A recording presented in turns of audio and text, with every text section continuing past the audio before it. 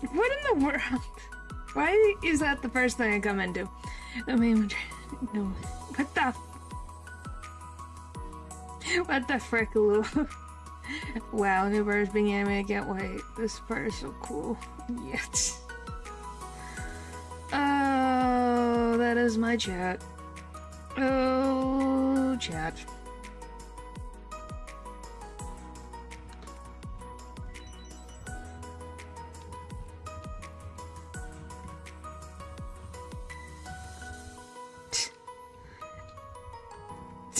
Yes, hello, I am not a teacher, but thank you. No, we don't hate you, Paper. I think Lou's just teasing you, if I had to guess.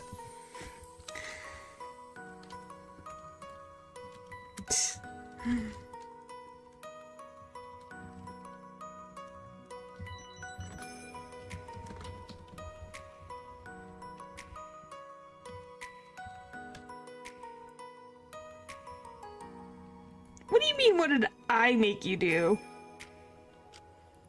I think that's you're just trying to switch the blame to someone else. What do you mean? I haven't done nothing. Golly. Hello, Leo. What do you mean, shush? What is this? What do you know I shouldn't be? I wasn't the one who did it. You can look back at the record.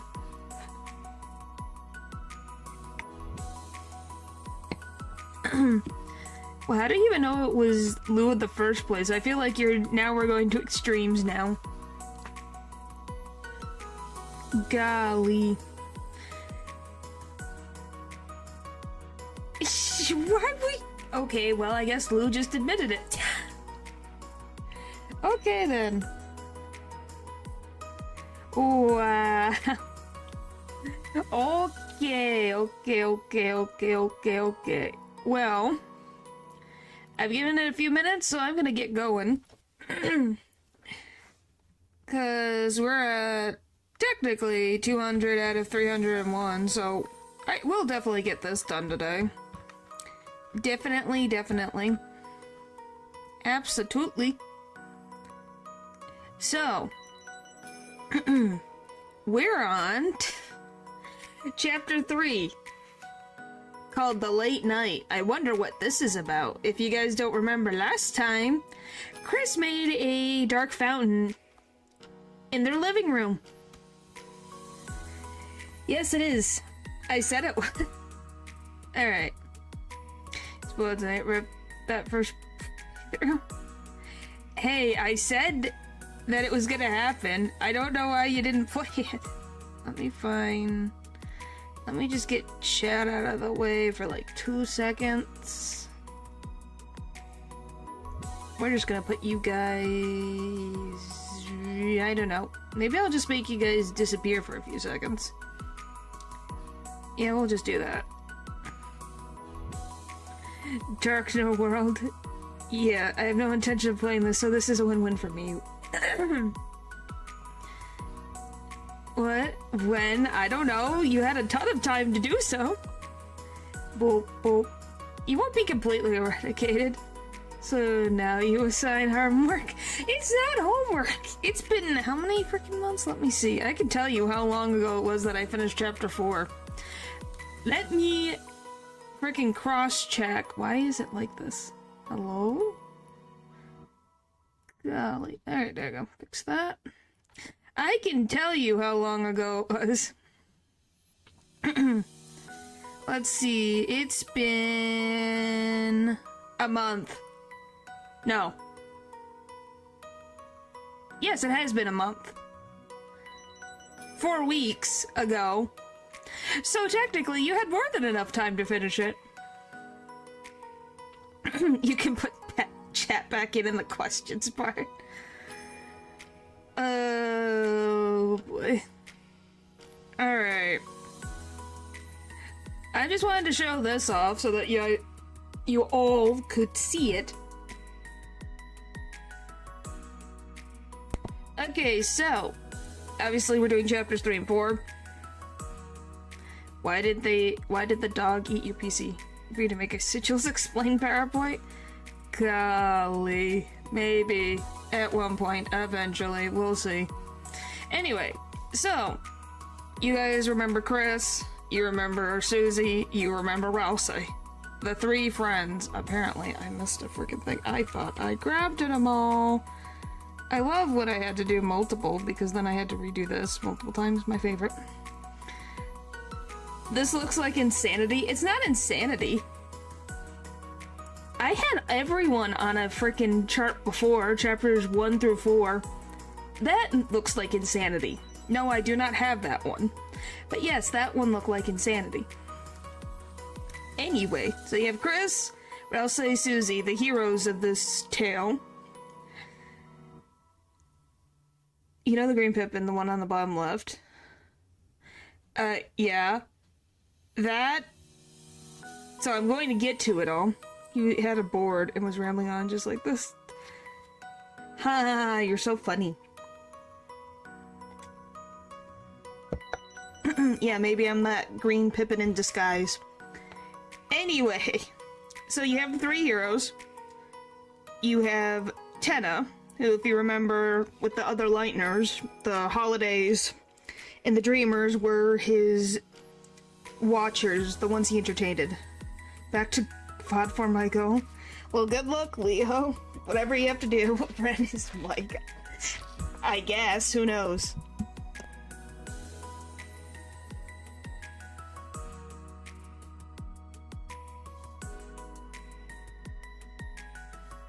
See ya, Leo. See ya later. But yeah, so, Tenna, obviously, he's a big deal for the chapter. You have all this going on. I can't believe I forgot another one. There you go. That's fixed. See you in another timeline. Okay. Another timeline. So, then we have... I'm pretty sure, please tell me I put it in chapter 4. Did I put it in chapter 4? Yes, I did. So I'm just going to talk about chapter 3's relationships real quick. The rest of the game. So yes, Chris, Rousey, Susie.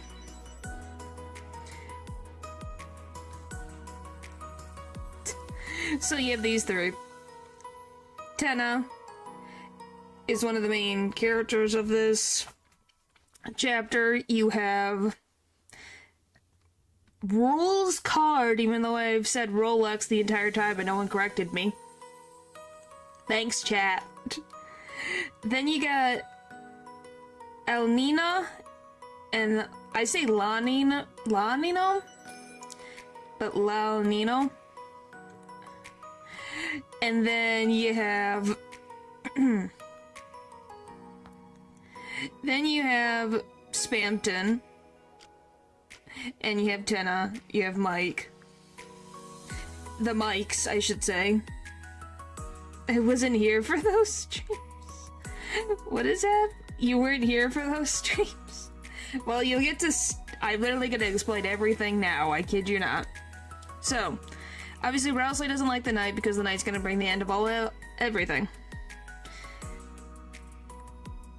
What the Knight's relationship is with Chris? Is it friendly? I guess. We don't really know. All you have to worry about is technically this half of the chart. Because then we get to the other half and you'll see all the rest of these guys. Hopefully that makes sense. So all you have to worry about is Chris knows the Knight. Chris is friends with Rousey and Susie. Chris technically is childhood friends with Tenna. You know I'd love to laugh at your pronunciation. Yes, I see that.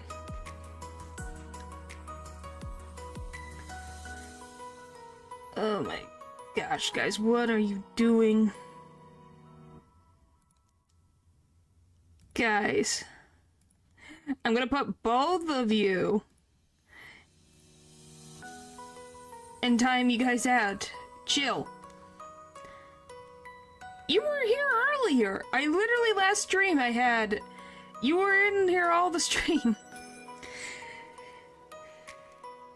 Who's both? Who do you think? Paper and Poll. Anyway, so Chris, Rousey, Susie, friends. Chris maybe has some business relationship with the knight, we don't really know. Tana technically is a childhood friend since he was around, or a babysitter since he was around since Chris was young.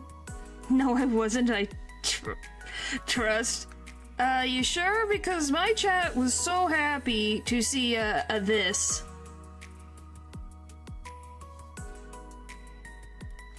You know, this is a thing.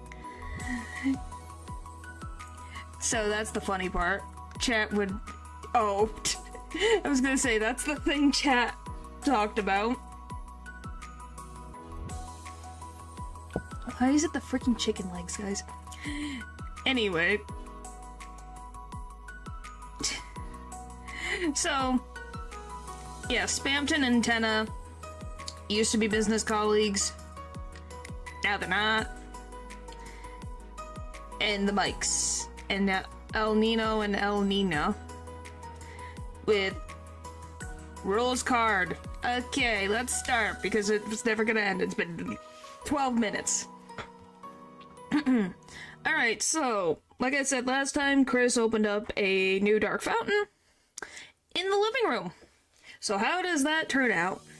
Well, Chris and Susie are still on the couch, but a slightly different couch. But being disliked instead. Well, I don't know, they might be exes, we haven't been told that yet. All I know is that they were business partners.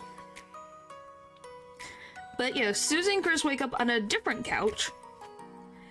And Susie's the first one to wake up and goes, huh? And decides to, you know... What would you say, this poke Chris? With her foot? And it's like, hey Chris, wake up. I don't know what's going on. We're in a dark world and I don't know what's going on. So they both get up from the couch, which looks like a stage. Boop. I guess technically that is a boop. And they walk to the right. And what's really weird is that this area looks very similar to Chapter 1. It has like the chalk. So is it like, did it pull from Susie's dream? Was Susie dreaming about chalk? I'd believe it. So, they walk for a little while until Rousey is like, hey guys, I'm here, there you are. And they're like, oh, hi Rousey, there you are. And as they're walking, Susie ends up talking about her and Chris having a sleepover. And Susie's like, you know, oh, we watched movies, we made pie, all this stuff. Dustin, yeah. One looking thingy is like, Dustin, yeah. Yeah. Though I personally don't really know what it is. Yeah, it's just weird that it's the exact same as Chapter 1. But yes, at some point, while she's talking, Rousey says, oh, that's cool. I've never watched a movie before. And she's like, oh, you haven't? Well, we have to take you to the movies. Let's take you to the movies next time with me and Chris. And Rousey's like, oh, yeah, that would be nice. And then Susie started rambling off a bunch of different things. Like, oh, we could go to the park together. We could hang out at Chris's house together. We could go to school together. You can hold my bags for me. Take me to the movies. Chew, why are you sneezing? And then she talks about this, festival that's coming into town for the weekend, and she's like, oh, you should come with me and Chris to the festival. And Rousey looks at, what did you say? Why? Bless you? Are you happy? I'm more surprised that you typed a chew instead of just sneezed. Not in chat? I didn't mean it. Didn't. I mean did not. Yes, thank you, Golly. Anyway, so Rousey says that he really, really, really would love to, but he can't. And what this ends up being is that Susie misunderstands and thinks that Rousey doesn't want to hang out with her. And she's like, oh, okay, I'm sorry. who I guess no one would want to hang out with me anyways. And Rousey's like, no, I would. I really, really, really want to. I want to go to school with you. I want to hang out with you. Go to the movies and all these different things with Chris and you. But I can't. Because he can't go to the Lightner world. And he finally explains in more detail what Darkners are. Which is their true forms. So, as you can see my beautiful example, so this is Exhibit A, this is Exhibit B. So, the Dark World, as explained by Rousey, is an illusion seen through the eyes of shadows. What that means is that Lightners will look at objects in the night and make shapes. These shapes can then manifest into entities called Darkners.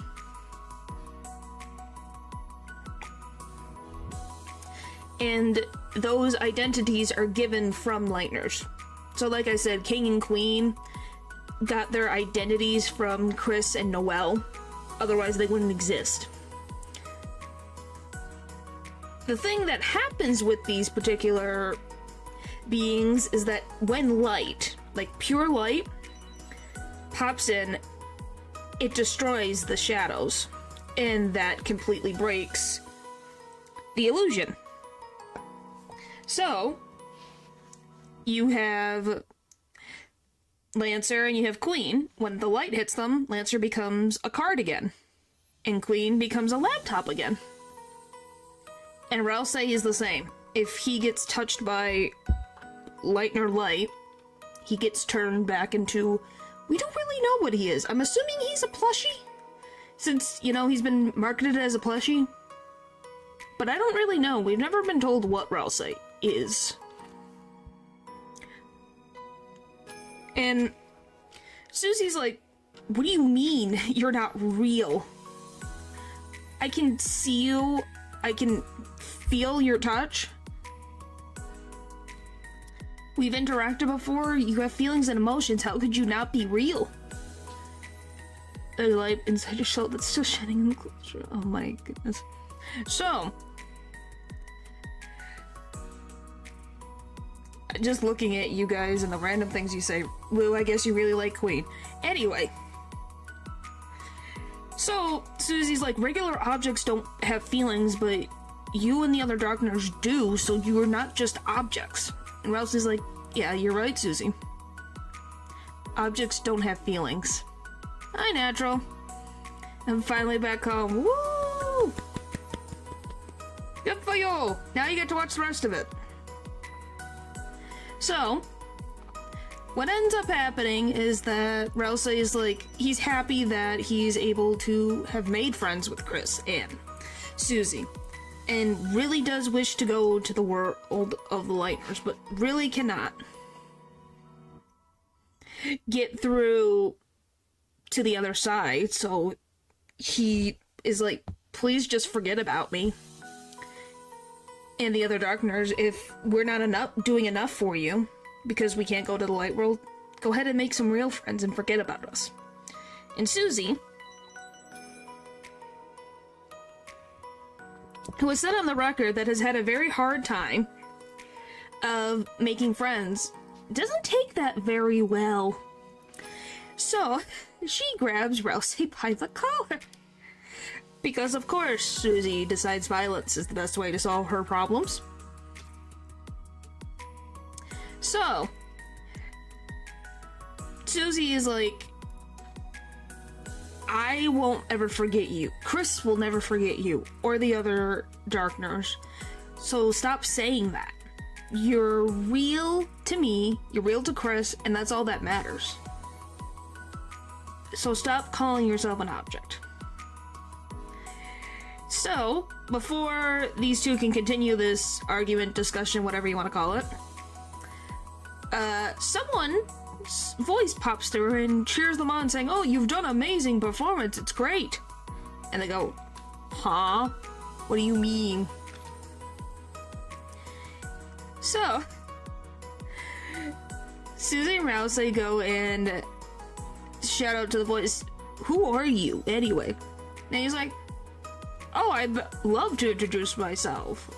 Mike, put on the VHS tape. And then a commercial starts, like a really older style commercial. And the voice is introduced as Mr. Tennant from TV Time. Yes, Paper? It's been 21 minutes. What do you mean?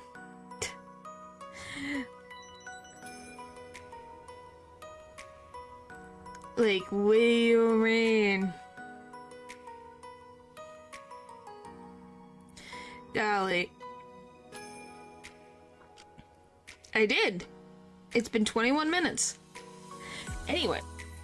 So, after the commercial goes through, Tennant makes his appearance on the stage. It's TV time. Oh my gosh, that's what we're doing. So, Tennant makes an appearance. And he gives a bow and is like, hello, everybody. It's me. And he asks Chris and the others to be his participants on his game show. And Susie's like, I don't want to be a guest on the game show. We have something to do. And then, as they're going to leave, Rosie's like, wait, I kind of want to play this game show.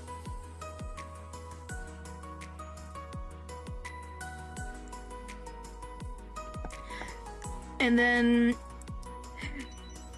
Susie looks at him and is like, really? You want to play this? And Rousey explains that he's sad that he can't go to the festival with Chris and Susie, but this could be a great compromise so that they could have a fun time together. So doing the show would be just a nice, fun memory to have. So, hello, Eldred. So Susie agrees to be on the show. As you can see, the three little boom, boom, boom, boom. So, Tenna, because for some reason, he likes growing a flower on his nose every time he's happy. So, a flower grows from his nose because he's happy, and he starts the show. And after a couple questions, they go into this first little pixelated game called TV Time, The Legend of Tenna. I wonder what this could possibly mean, guys. So, our three heroes... Excuse me. The three heroes are given controllers, and they are moving themselves around in a pixel game. And in this pixel game, they're in a little desert, and they have to find 3 different keys to progress. So, after freaking Susie eats a croissant, she gains the power to pull and throw things in the game. No one else can do it, so Susie gets to pull up random objects. Good for her. And they eventually get all the keys. And now, to get this little moon piece that they need, they just have to face these 2 little guys up here above me, called Elnina and Lanino. And they are a couple, as you can probably tell. By the way, I love this face. What would you describe this face as? Smug? Or arrogant? Gonna be like an anti-hero? Well, Chris might be an anti-hero. We're not really sure. Pain? That's pain? Well, that is an interesting description, I would say so. So, they get into a battle with Elnina and El Nino, and eventually the couple gets into a big argument. Derpy smug. Yeah, that is very derpy smug. Yeah, they get into a big argument. Because one of them, whether that's Elnina or El Nino, they'll be like, oh, I'm the best weather ever. So then their significant other is not very happy about that because they're supposed to be a team. So then the other one leaves. And then Tenna, now stuck with the fact that one of them, they both have run away, is like, oh, here's the moonstone. You can keep going and progressing. And Chris is like, okay. So, the group finishes the pixelated game and they get into their first physical challenge, because every time there's a board, there's a physical challenge. Oh, they're based on the weather phenomenon of El Nino and El Nino. That's why their names are like that. Yep. That is why. They can fly, they can fly, they can fly.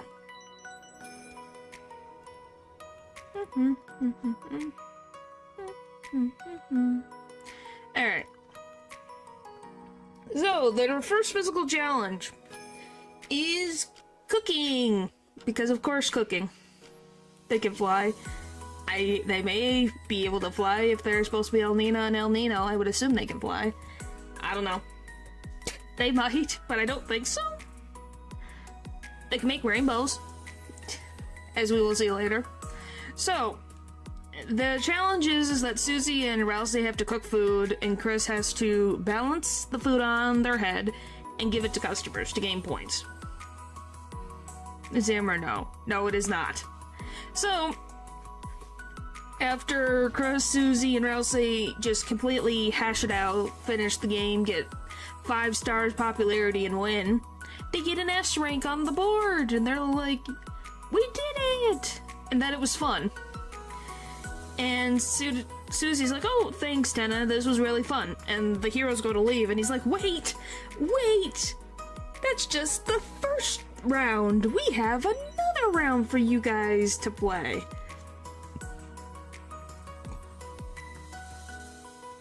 And Susie's like, I guess we can play another round. So she's like, oh, okay, I guess we did have fun. So Rousey agrees, and they're like, yeah, let's do it. So Tenna is like, yay, you guys are going to play the second round. Go to the green waiting room while I set everything up. Whoosh, away they go. And so the group ends up going into the green waiting room, and Chris wanders themselves into the S rank waiting room. Just going to look around, and they talk to this guy. His name is Ram? How would you say this name? Ram? I don't know how to say this name, so if you guys could help me, that would be great. I think it's Ram. But I don't think the B is silent. I don't think it's Rambo. There's no O. Like lamb with an R. So, lamb, but with an R. Okay, so I was thinking ram,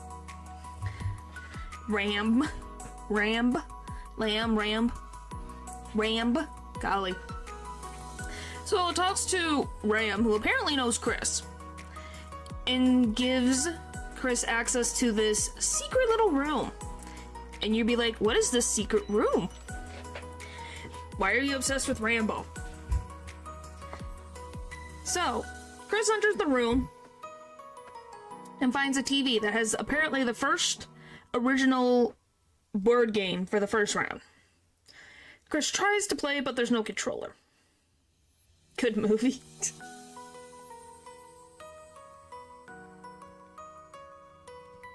So, like I said, Chris tries to play the game, but there's no controller. So they go walk back, and all of a sudden, on the floor, there's a controller. Oh, that's convenient. Chris picks up the controller, walks back over to the old TV, plugs it in, and goes, woo, it works! And then starts playing this game. Because tall, muscular guy. Okay. So, there is, and I'm going to call them Pixel Chris. This is Pixel Chris. I'm going to call them Pixel Chris instead of saying Chris. So if I'm talking about Chris, you'll just hear Chris. If I'm talking about this one, the one in the game, within the game, it's Pixel Chris. Just put that out there.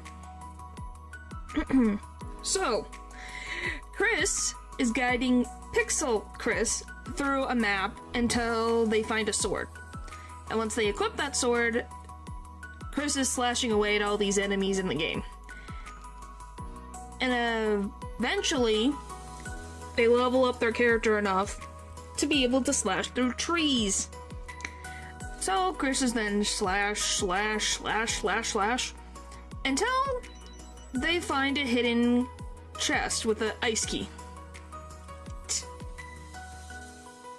Calls it Pixel Chris. It's a pixel art game. Yes.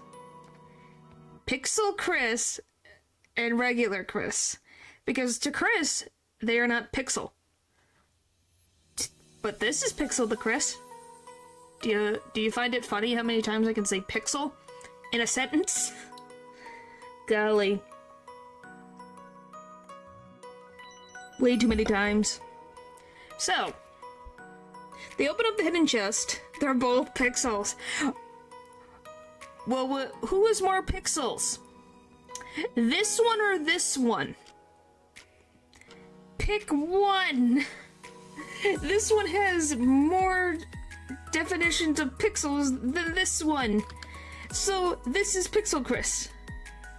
The same paragraph, what? 13 times. Like I said, I'm doing this for my sanity, and I'm telling you that I named this character Pixel Chris. That's probably not the official name, but that's what I have put. Yeah, I have more pixels. Good for you, Eldridge. I'm proud of you. No, they seem to be 8-bit, and the other 16-bit. So, what do you want me to say? 8-bit Chris and 16-bit Chris? Will that make you feel better? They're both pixels. One is just a pixel in relation to Chris. Technically, Chris playing has more pixels, so maybe they should be Pixel Chris. Chris has more pixels than my average bear. It would be correct. Oh my gosh.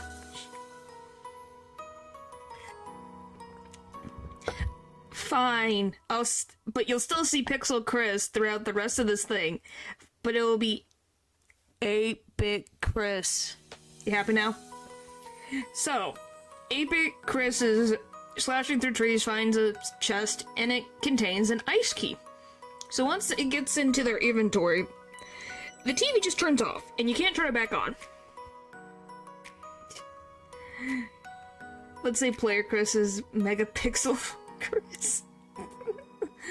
Oh boy, now we're just making the title even longer. So, after they can't turn the TV back on because they push the button, they're like, it won't work. They leave the S-rank room and find Rouse and Susie. And Susie and Rouse are like, are you ready to go? You're the best. Oh my gosh. So Susie's like, okay, I'll go find Tenna then, so we can start the next game. So, Susie wanders off to go find Tenna. And Rouse goes to Chris and says, hey, don't you wonder what Susie's doing right now? And now we can see what Susie's doing. So, Susie finds Tenna on one of the the previous stage? And he's talking to someone on like an intercom. And Tenna's talking about that someone has found someone else. So whoever he's talking to, person 1 has found person 2. And that they just need a little bit more time with the next board will be enough time and everything will be all set. Make sure that you have classic music. Make sure you keep her asleep. That's what Susie hears until Susie's like, hey, Tenna. And he's like, oh, hi, Susie, my bestest contestant. How you doing? 8-bit on-screen Christopher Dreamer that is controlled by the player and does a lot of having sounds for the name of Pixel Chris. I can't believe Pixel Chris has become the next debate. So, Susie tells Tenna that she's very thankful for the board games and is very happy that her and Chris, I'm just gonna call them the frickin' Delta Heroes. The Delta Heroes are all happy to be able to play a game together. Like how we have Moonshine and Small Moonshine. Why do I need to do you want a Pixel Chris thingy? Technically, we already have 2 of them. There's 2 of them. We don't need more. How many more Chris's do we need? Top 5 Chris, number 1 Chili Chris. Debate, I mean, more like the next thing we latch on to mess with you. You don't say. Because I put Pixel Chris and you're like, it's not technically, they're both pixels. Like, okay guys, I got it. You've made it very clear. So, it's very interesting when Susie brings up, oh, Chris is having fun too. Tenna is like, I don't really know. Chris really didn't like TV that much. And it's like, huh. What do you mean Chris doesn't like TV? But Tenna doesn't really even comment on it because he moves her on to the next stage being like, oh, the next stage is ready to go, so let's move on. So don't you guys find that a little interesting that Chris doesn't really like TV? Could it be because Azrael and Des and Noelle watched something on that one night where Des disappeared? Maybe. Don't know. So, questions!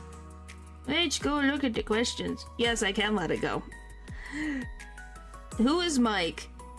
Technically, there is many Mikes. You have Mike, as in this Mike. You have Cat Mike. You have Bouncer Mike, and you have Green Pippin Mike. So you have that. And then you have an actual real life Mike. Mike is just a person in Tenna's mind that is apparently the producer for Tenna. Whether there was ever an actual Mike. When it comes to Chris not liking TV. Question. Well, if you have that question, you can put it in the question things you put there. So, Mike is like a idea. Whether it was a real Mike or not, I don't know. We've never been told about that. But at some point, these 4 became Mike. And now they're all Mike. That is just a thing that has happened. Welcome back, Natural. We have Mike, so where's Ike? I don't know. My grilled cheese, oh boy. Okay, so what if there's a lighter world, lighter than light? What would that be like? I think that's heaven. Wouldn't that be heaven?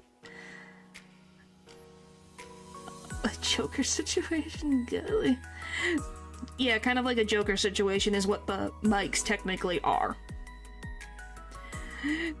But yes, wouldn't it technically be heaven? The lighter than the lighter world would be heaven?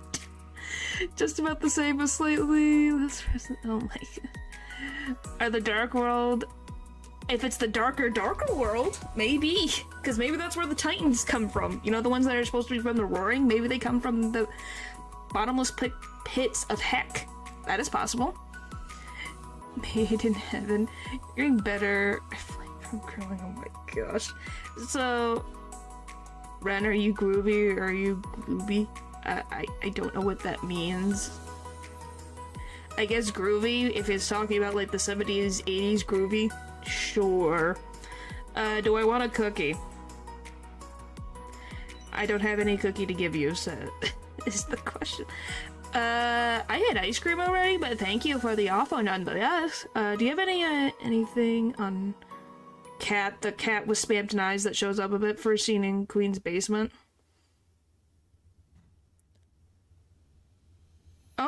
I think that maybe whatever Spamton caused him to have glitches. This is why he has two different eye colors. So whatever virus that he got is what this cat also touched. Because the cat is not verbal as well, which is very interesting. So, having the two eye colors makes me think that they were both infected by the same thing. What in the world are you guys up to? If you do not spare all the enemies up till chapter 3, Susan will not be able to fix Tenna in the Dark World. Is there any more reason for that, or is Toby being Toby? If you do not spare any enemies up till chapter 3, Susie will not be able to fix Tenna in the Dark World. I think the reason is that there's no one there to help repair. If I had to guess, the, Armor Man, where is he? Give me 1 second, I gotta scroll. Let me find him. It's so far. Why is it so far? Why did I make such a giant pet boy, and why? He's in here somewhere. Where is he? There he is. This guy. I'm going to take a guess that if you don't spare anybody, this character is less likely to want to be your friend. Because he can fix Chris and Susie and Rousey. So you know Darkners and Lightners can also be fixed by this character. So my guess would probably be that he is more hesitant of fixing things because he's someone who realized the actual depths of the key being a little bit, had darkness in it and a little bit of chaos. So that's my best guess. I can fix him. Obviously, I don't think Toby's just being Toby. I think that is an actual reasoning behind it. If I'm wrong, we'll find out, I guess, in the next chapter once chapter 5 releases, but that's my best guess on what the world has so far. Or, I guess the other thing could be why Susie can't fix Tenna. Could also be the reason that we'll get into later, is that apparently Tenna and Chris had a deal.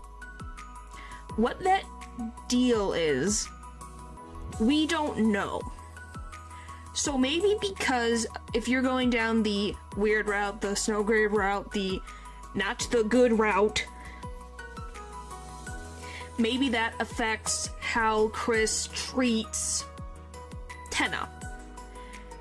Because once we get into chapter 4, when Chris is not happy, they get violent. Really freaking violent. So, it is not impossible for Chris to be violent towards Tenna. But those are my two theories. After she finishes chapter 4. Oh boy. What is happening? Are you guys talking about food? What am I looking at? Actually, there's a thing called the Depths, I think, in Deltarune, which I think is the place where you make the vessel at the very start. New save file, which essentially is the heck of it. It's also where dark rules come from, so when someone makes one, they drag out darkness from the depths and bring it up into the light world to make a dark one. Huh. Oh my gosh. Alright, read back. I did read back. I saw that you made that exam. You went through that entire freaking thing. Well, like I said, you must have been very, very, very bored. Alright, is there anything else that I missed? Where's... Okay, I think... I guess she'll go right here. Alright, extremely bored. I see. Alright, so we'll end this one. And so that's the first part of the first questions. Whee! Yes, technically there's an exam now because Natural was bored and made an exam.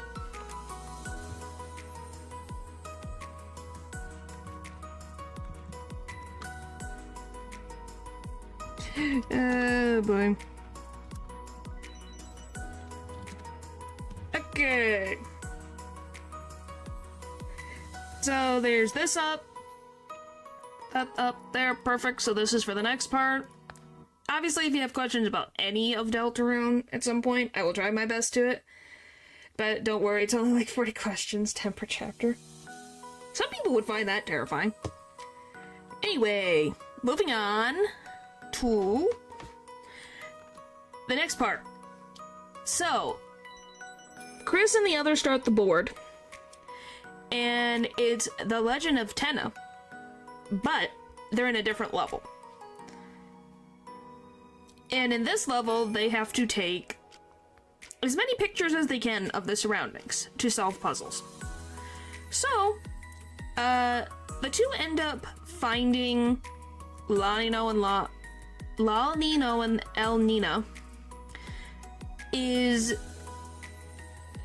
Golly, my brain. Really? Well, that depends on the person. I'm just gonna be very honest with you. Anyway, at one point, whoever the one who was upset at their narcissistic ex, because Chris finds in the world, it's like, oh, hello. We need you to make up with your significant other so that we can progress in the game, please. You can't blame me for your exam if you don't pay attention. And his text sponsor, I don't know. So, after, I guess, some really good convincing from Chris, in this instance, it'll be El Nino. And he goes, oh, I should go back and get El Nino back together with her. So then they make it back to the Lover's Peak and goes there. That they come here and we all go in and then we see this terrifying revelation. And that is Nina is in there with Roll's card. And yeah, we needed two lovers to make a rainbow bridge to Atlantis, so you know, this is kind of a problem. Well, a problem for us, maybe not a problem for Roll's card, so it happens.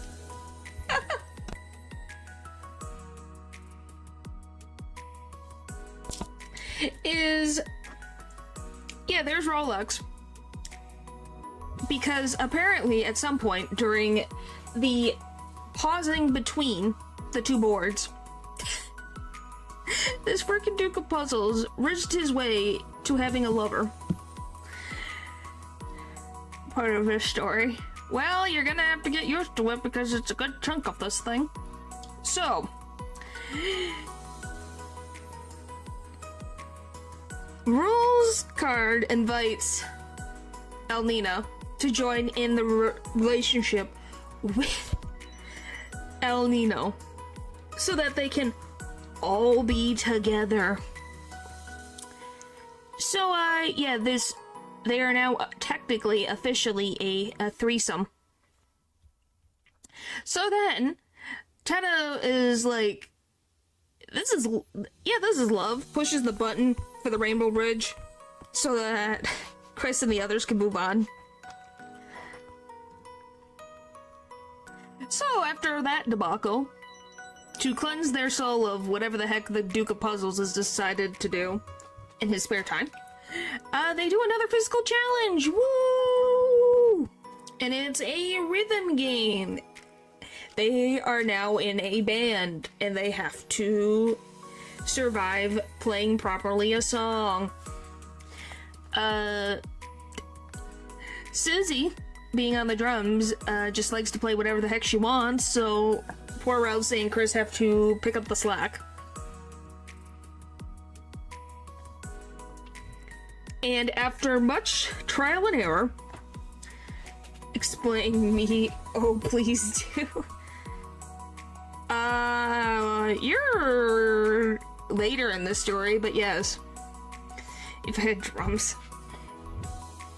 So, after they finally successfully finish the concert, Tenna is like, We hit the goal for the bonus round.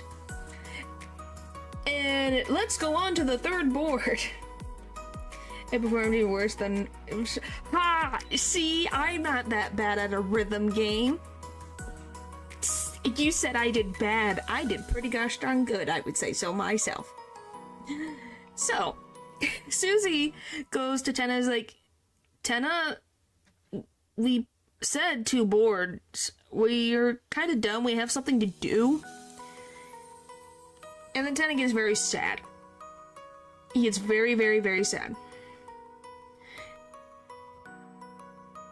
What are you talking? Huh? What are you going on about? Oh my gosh. Enjoy your feudal victory, mortal. I will. I'll enjoy every moment of it. Because it is one of the good achievements that I've done in this freaking series. So, Tenna is like, oh, I guess. Even though this is the most fun I've had in a while and everyone's excited for the final bonus round, I guess I'm not fun or entertaining anymore. All we wanted to do was entertain people. And then he gets smaller and smaller and smaller and smaller and smaller and smaller until it gets to like about like here.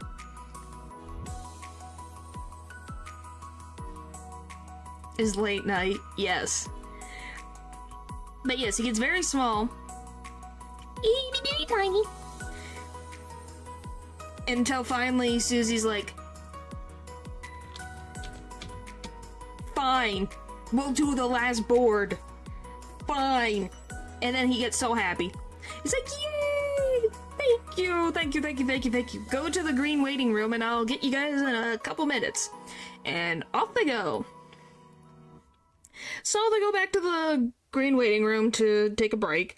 And in this room, sitting on the couch in front of the TV, is Rules and his 2 quote-unquote lovers we could ever hope to get.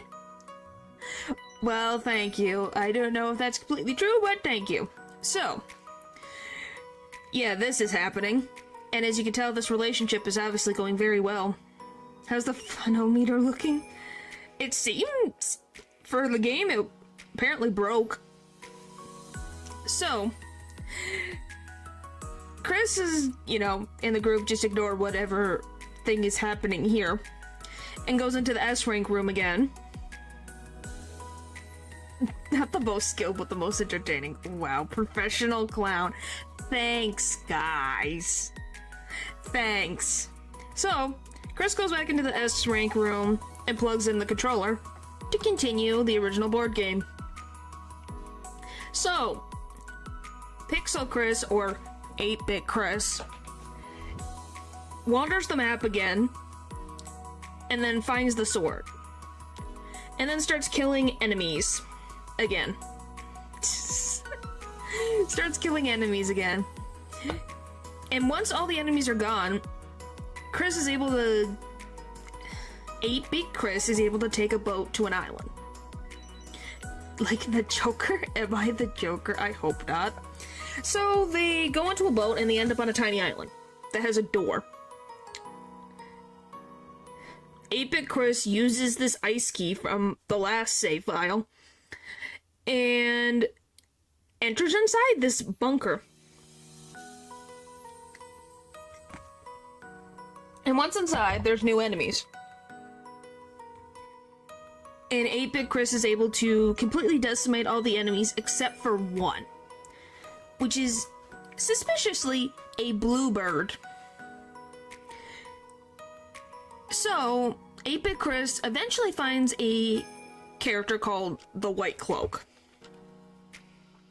And as Chris walks through everything,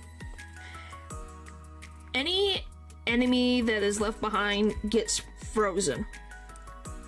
And then the bluebird gets completely frozen. Mordecai? No, it's supposed to be Birdly. But yes, that is how it's supposed to be. It's a bluebird. And because the bird gets frozen, a blue door opens, and it's got these red horns on it. Really weird. Wonder what it could mean. So then, once 8-Bit Chris gets to the door, it says this was used up, the ice key's been used up, and the white cloak disappears, and the game says she was used up. And once the door is open, there's just a black void. And a voice talks to Chris about, you've made it this far, what you doing here? And gives Chris a save point in this game. And once 8-Bit Chris uses the save point, they get the shelter key. And then the game goes, you were used up. And then, boop. Hang on. Boop. The TV then shuts off. So, Chris then goes back to Susie and the others, and they go start looking around because things are being suspicious in the neighborhood with Tenna. So, they go back to the green room and talk to the one bouncer. But the bouncer is not allowing them to go through. So Chris touches the bouncer's buttons. Touches the buttons, and he runs away. When you put one... No, I did not. I kind of forgot about that. I kind of forgot about that one. So, they enter into this back room, and there's 3 TVs that they have to do this puzzle with 8-Bit Chris, 8-Bit Susie, and 8-Bit Rousek. After a while, they're finally able to open up the door, because they're able to get a passcode from the 8-Bit game. And they end up in a snow-covered land with the fountain in the distance. So, they see a giant gotcha ball under a Christmas tree. And they're like, what is this? And they see inside, and it's a sleeping Toriel. And they're like, Toriel?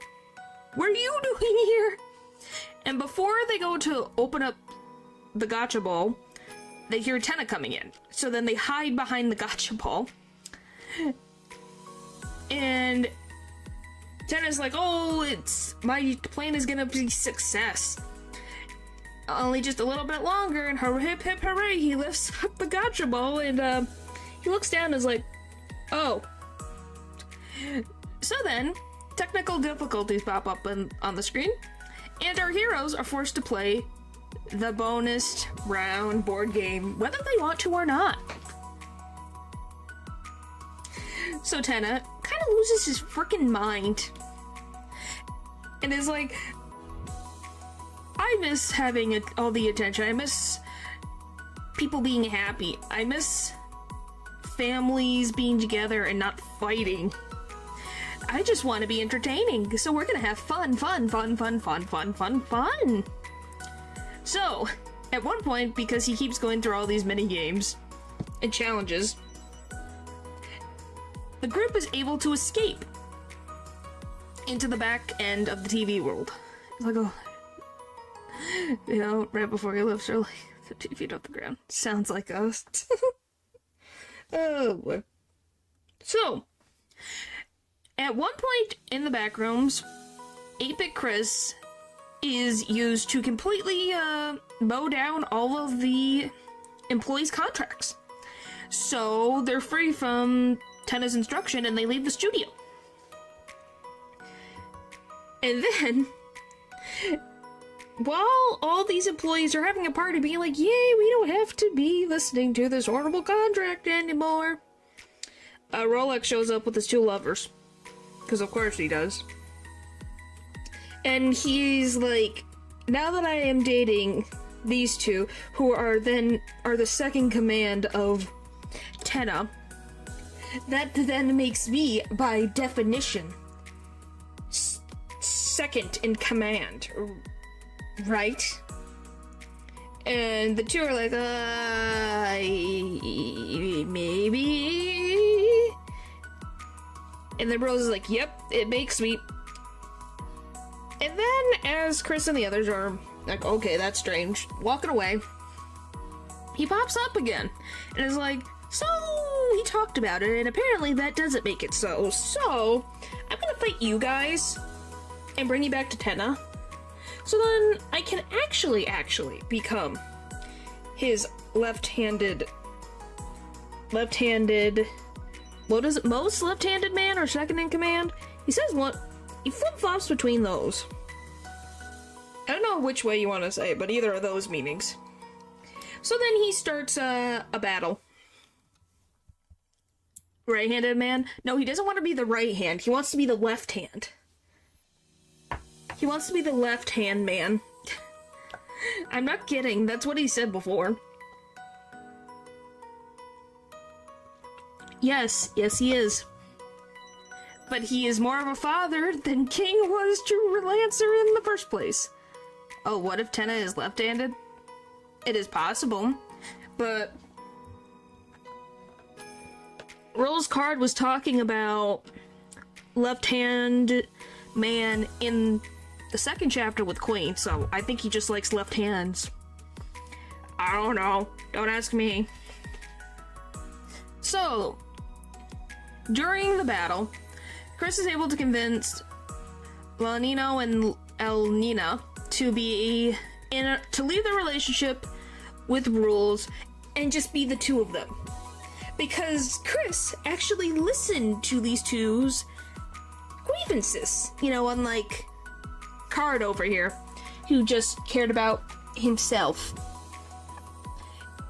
And how apparently handsome and very well achieved he is.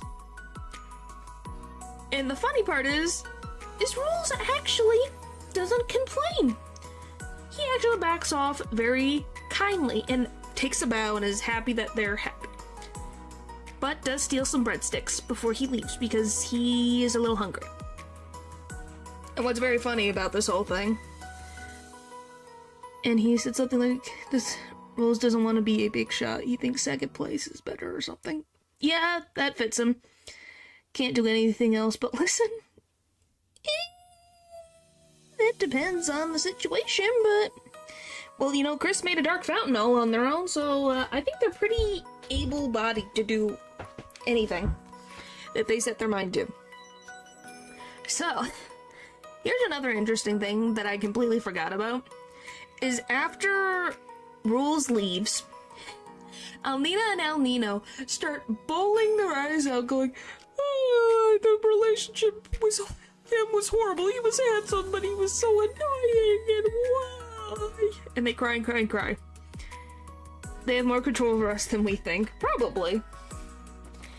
Just like I said in Chapter 4, Chris gets more autonomy than at other points.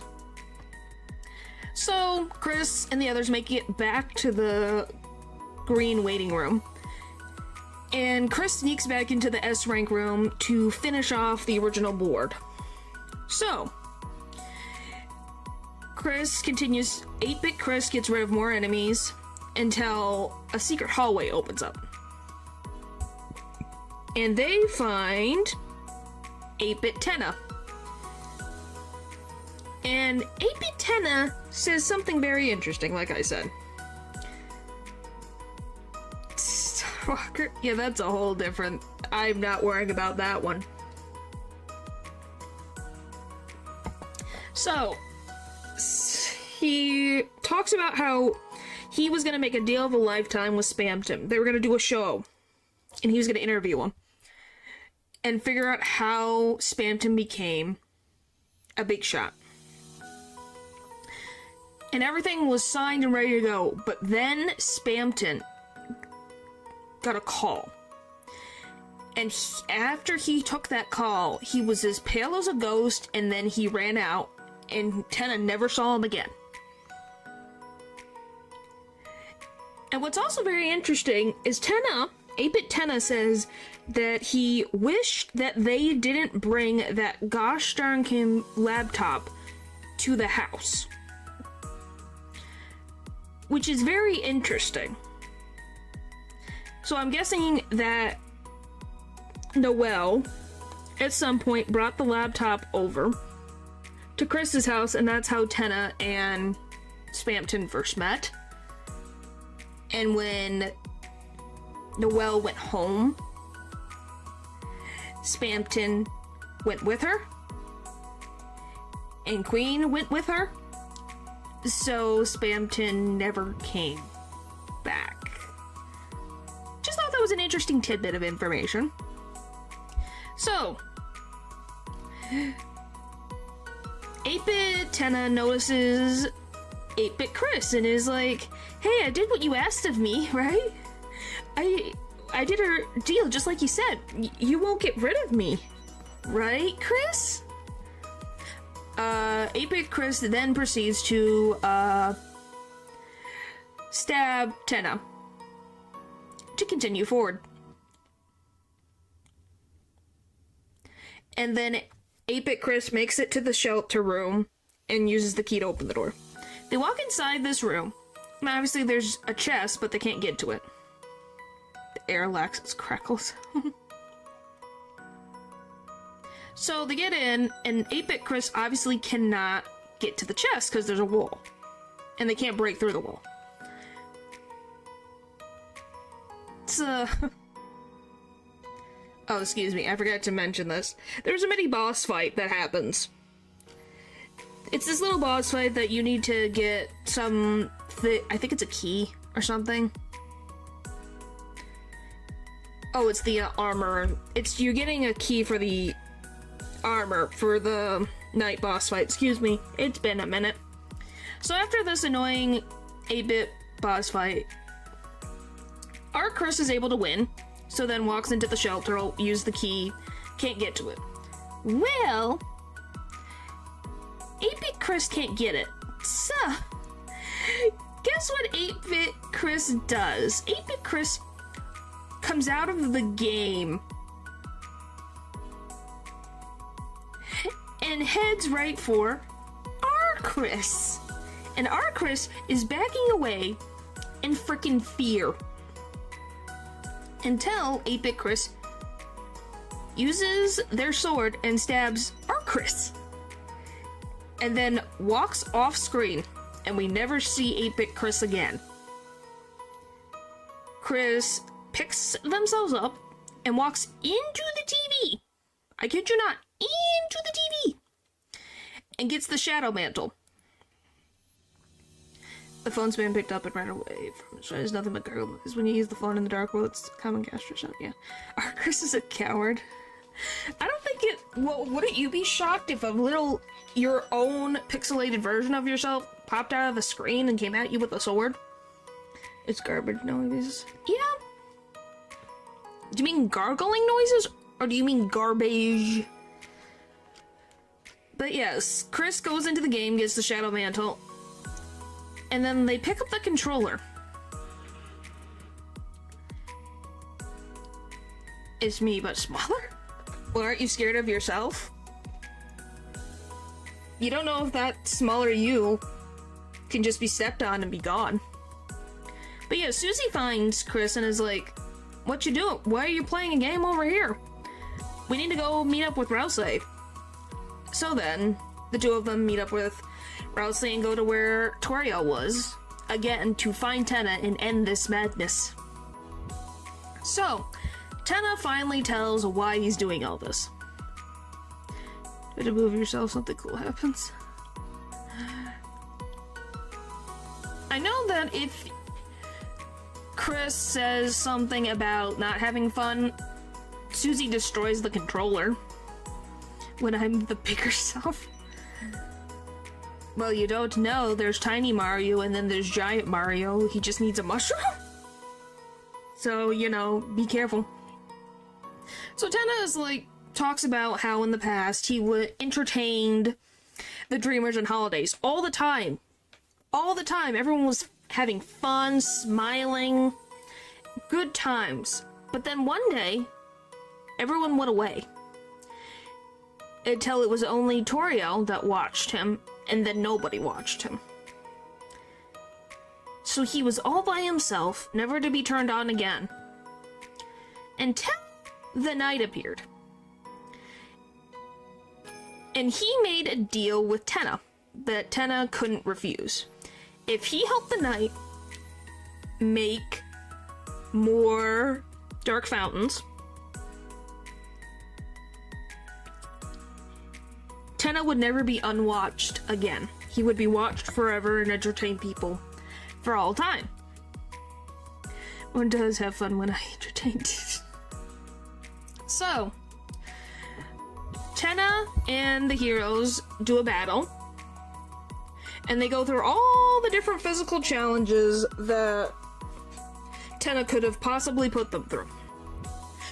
They evade them all flawlessly until finally they get to Tenna and tell him to listen. Rouse says, Tenna, we're Darkners. We are made from the thoughts of Lightners, and if you're not being used anymore, you have to accept that fact that sometimes we Darkners become obsolete eventually. Obviously, that is a very sad thing to tell a man who's been, suffering for who knows how many years. But then Susie cuts in and says, no. Tenna shouldn't be turned into obsolete. I know how Tenna feels. I know what it's like to feel alone and not wanted. Until I met Chris. And you, Rouse. Now I know what it's like to have something. So, why shouldn't Tenna be able to? So, she promises Tenna that she's going to find him a new home and a new purpose. So Tenna, excited by this fact, promises to give Toriel back. Well, before he can do so, Tenna gets attacked from behind, and his arms get chopped off. And he disappears. And everyone's like, what in the freaking world happened? The knight that we've been hearing about for 2 chapters, and now the 3rd one, has finally shown himself. And Susie is not gonna back down from a fight. So the heroes go into combat.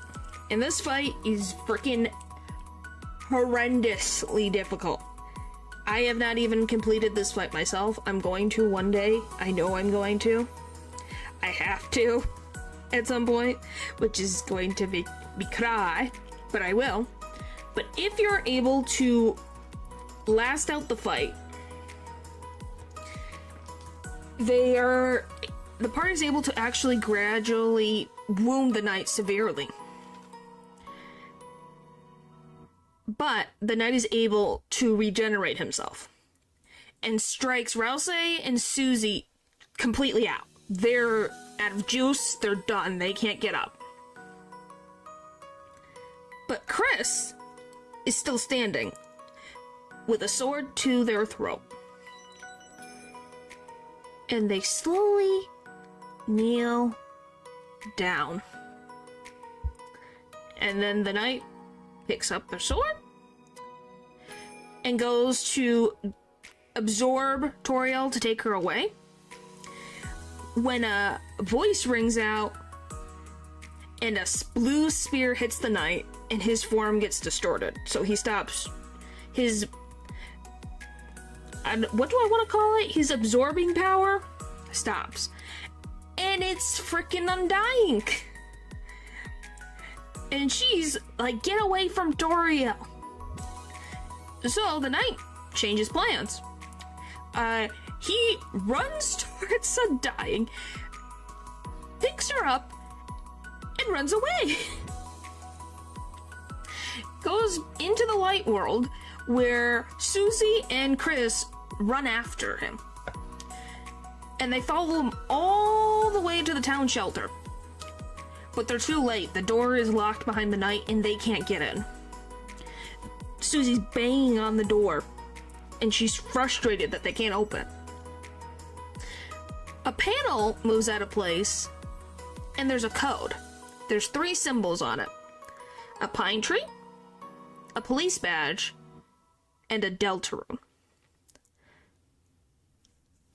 Susie, having no other ideas, is like, we're just going to have to go seal the TV fountain for now, and hopefully tomorrow we can find out some clues to open the door. So she goes on ahead back to Chris's house to sleep for the night. Well, Chris is going to go follow behind her. But before they get to go too far, the door to the shelter cracks open. And then the screen glows black. And that's the end of chapter 3. So yeah, things got a little bit serious. What's your favorite game you've streamed?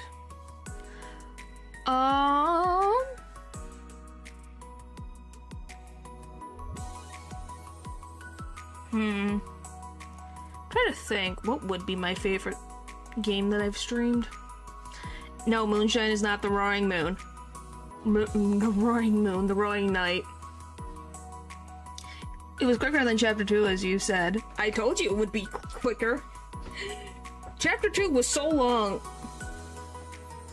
It was so long.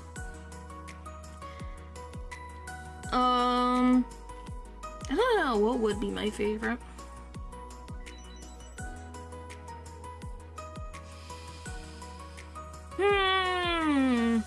Roaring Moon, you know, the Pokemon.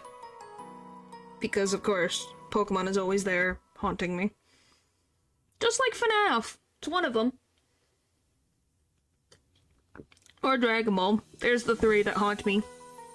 Generally can't think of one right now. I guess My Friendly Neighborhood was pretty fun. That one, I guess, would be my favorite. Pokemon, you say? Oh, no.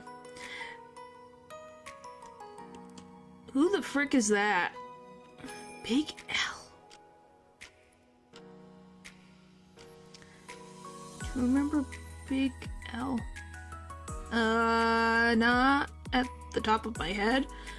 Let's see. What's the funnest moment in Deltarune for you? Susie turning around at the end of chapter 2 when Noelle was trying to look for her tail and she goes, What do you want? Was very funny to me and made me completely laugh. Oh, it was so funny. Do you think there will be a weird ending or just one canonical ending? I think there's going to be 2 endings. I genuinely think so.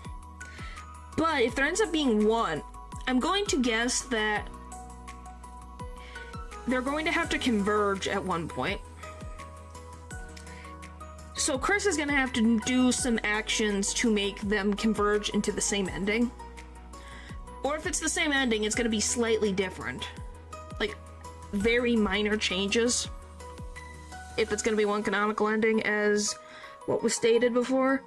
I don't have a favorite student. Do you think that Chris might actually lose their hand?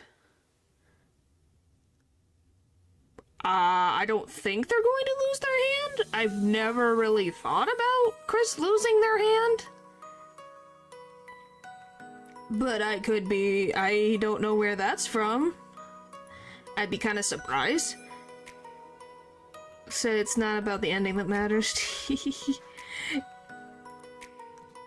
Alright. You got chapter 4. The Prophecy.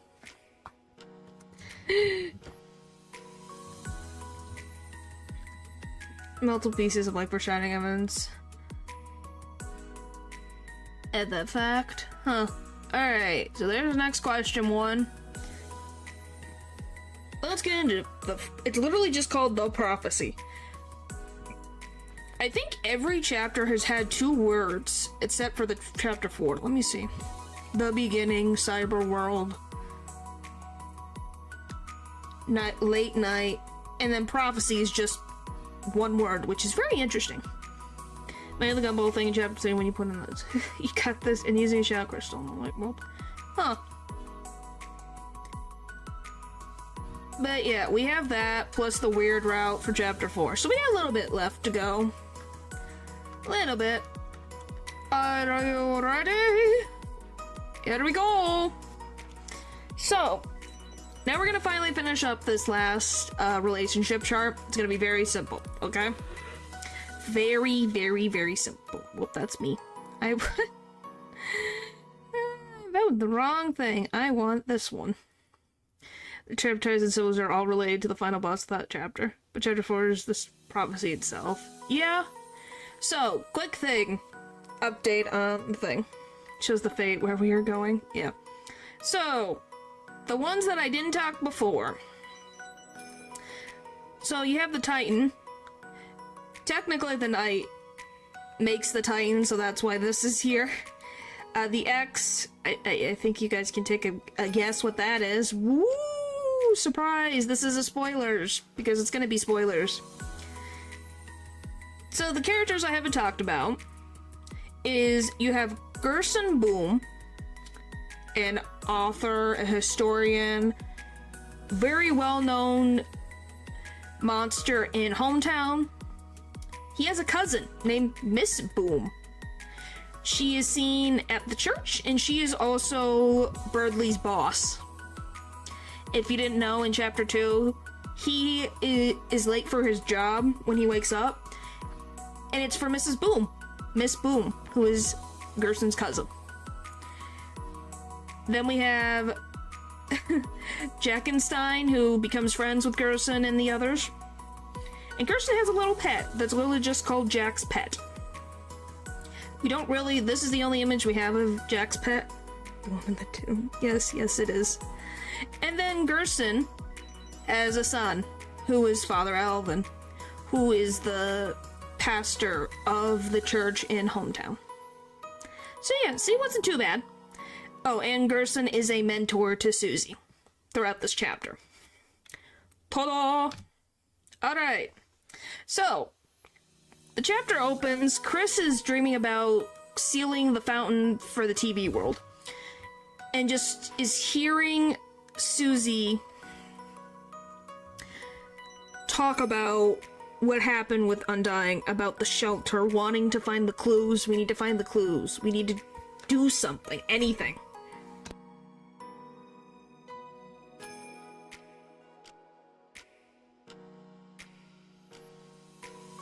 We don't know if Father Alvin's married. That's a maybe, possibly. We don't really know. Because if he's a pastor, not a priest, he can get married. If he's a priest, he can't, I think. Also, this is the Deltarune religion, not Catholic. So, I don't know what monster culture is when it comes to religious stuff. You know? Hang on one second.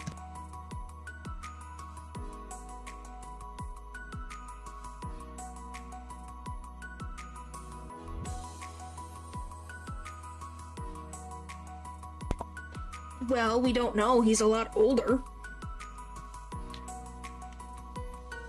Can you give me to wear?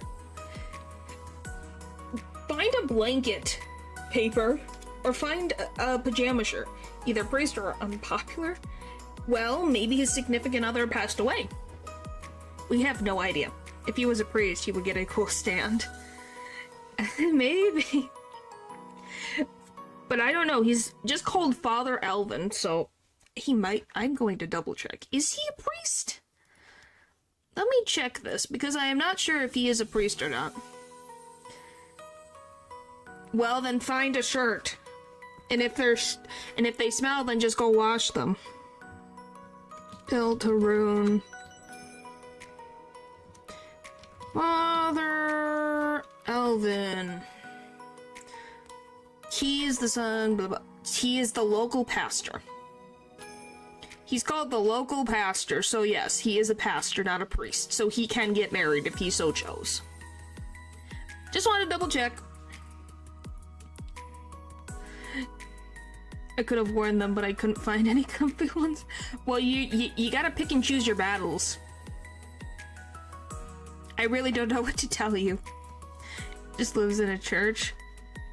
I have no idea. Yes, natural. We're doing such great pace. Come on, guys. Come on, guys, please. Please. Let me finish this. Please, please, please. I know you're and all, but do you want to do the exam as well? Sure. Sure, why not? Alright. So let's get into this. Yes, Eldridge?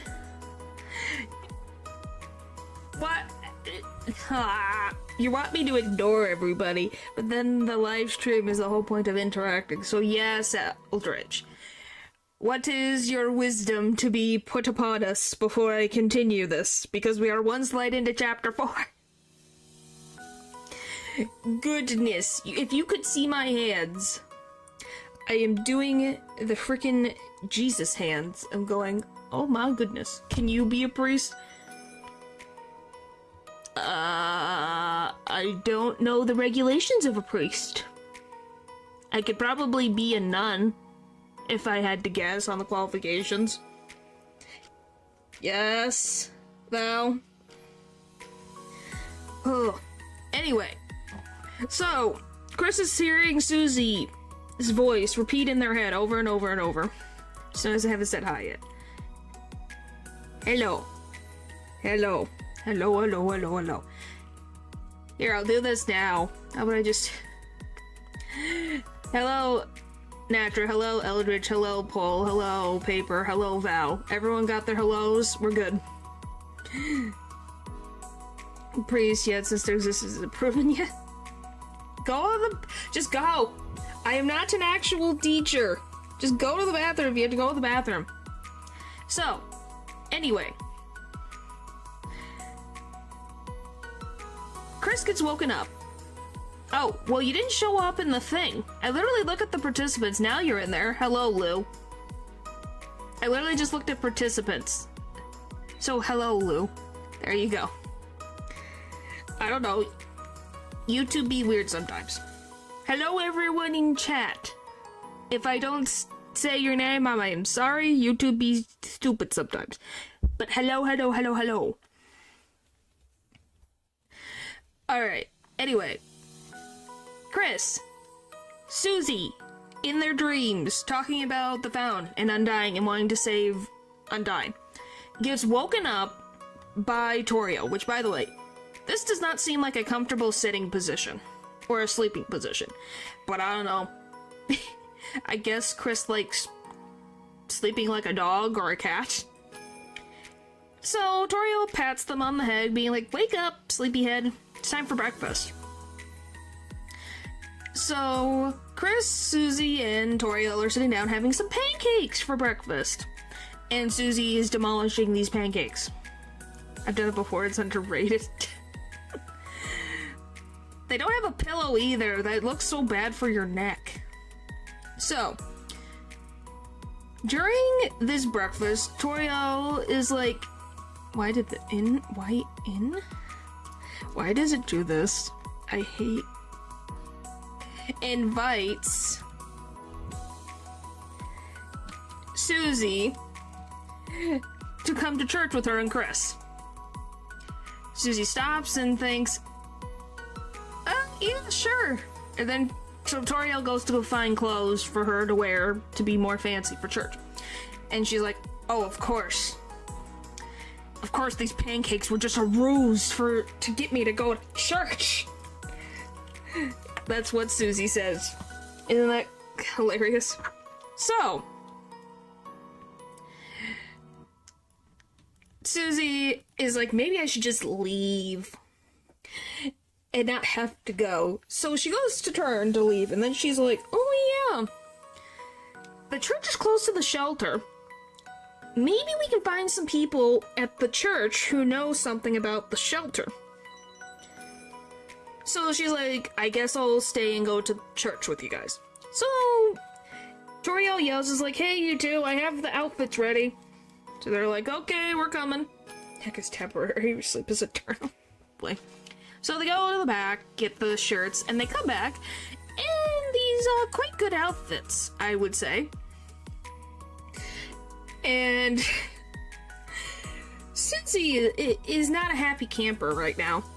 She feels ridiculous. Well, Toriel apologizes because the only clothes that can fit her are Azrael's old church clothes. And she compliments Susie and is like, Chris, doesn't she look good? And Chris says, thumbs up, yep, looks good. And she's like, shut up, Chris. So they all walk to church, because if you remember, at the end of chapter 2, Toriel's car can't work because Chris slashed her tires, so they walk to church instead of drive. So, once they get there, Toriel's like, okay guys, I'll see you inside. I have to go prep for the choir that's happening in church today. So they go, okay. So they go inside and sit down in the last pew. And they watch the service. So,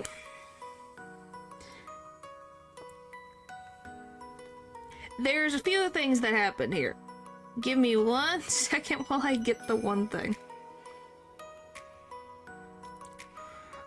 I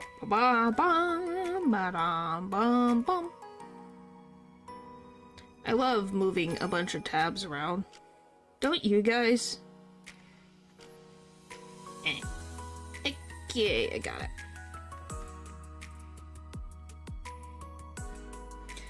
Okay, we're good now. So, the service begins. And the choir sings the legend of the Deltarune. And yes, they have it spaced. I don't know why, but they do. So, I will read to you what they sing. Heaven knows the story that we've borne from our hearts, of the shadows cutting deep and the heroes that save us. Heaven knows the beauty of the soul, and we weep. To the majesty and pray we not forget the tale of Deltarune. Simple pronouncing Deltarune is the game, I'm pretty sure. Maybe. So that's what the choir sings.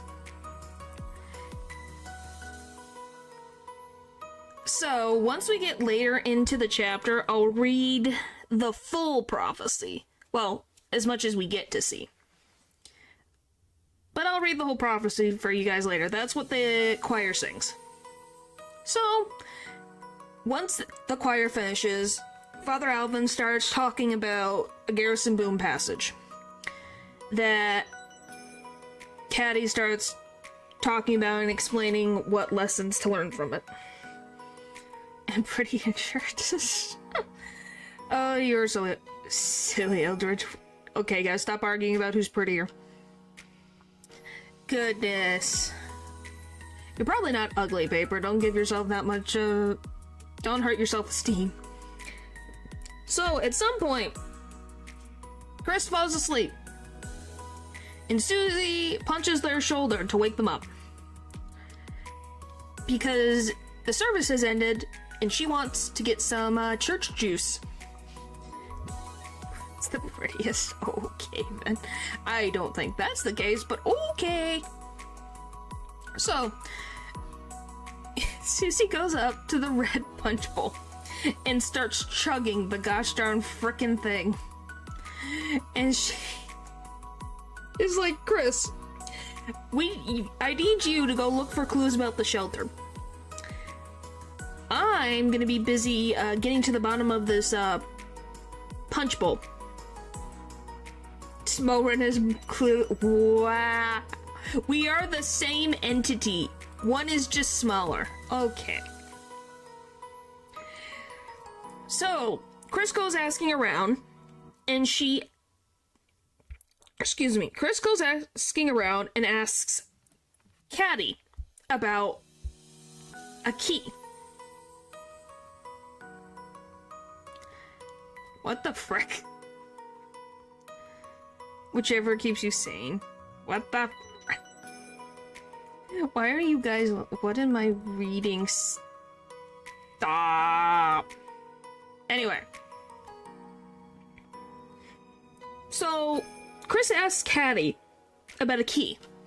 And Caddy says something surprising. She's like, oh, are you talking about Noelle? Because, you know, she always got locked out of her house. So, you know, the one who would know about keys more than anything would be Noelle. So, Chris goes up to Noelle and compliments her singing. I don't know. Don't ask me. And Noelle is like, oh, thank you, Chris. I never expected a compliment from you, let alone you coming to church. And she wishes Chris would join the choir and be like the piano player, because she always enjoyed listening to Chris play the piano when they were younger. And Chris then asks Noelle about, what is Caddy talking about you being locked out? She's like, you don't remember, Chris? I used to always get locked out of my house all the time. So that she would go over to Chris's house all the time while she waited for somebody to come home. Well, specifically, her mom to come home. Because, well, either her mom would come home or Chris would help Noelle break into her room so that she could get back into the house. Now you think, what a weird thing. Why isn't there a spare key for the house? When Noelle comments that her mom... So, is it Chris or the soul that asked why she was locked out? I think it is technically both. That I'm not exactly sure about. It could be both. That one doesn't really... It's more for the player's understanding. I think Chris would know this. But it has been a long time, so it could be both. But yes, why doesn't she have a spare key? It would be the soul since Chris would remember. Yeah. Like I said, it could be either because it's been a long time. It's not a useless question, it's interesting.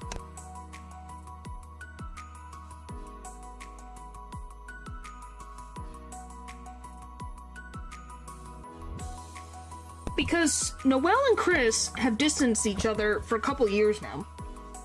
So, depending on if Chris remembers that or not, really depends on Chris. And Chris doesn't talk, so we have no idea. Well, Chris does talk. We just don't see them talk, I should specify.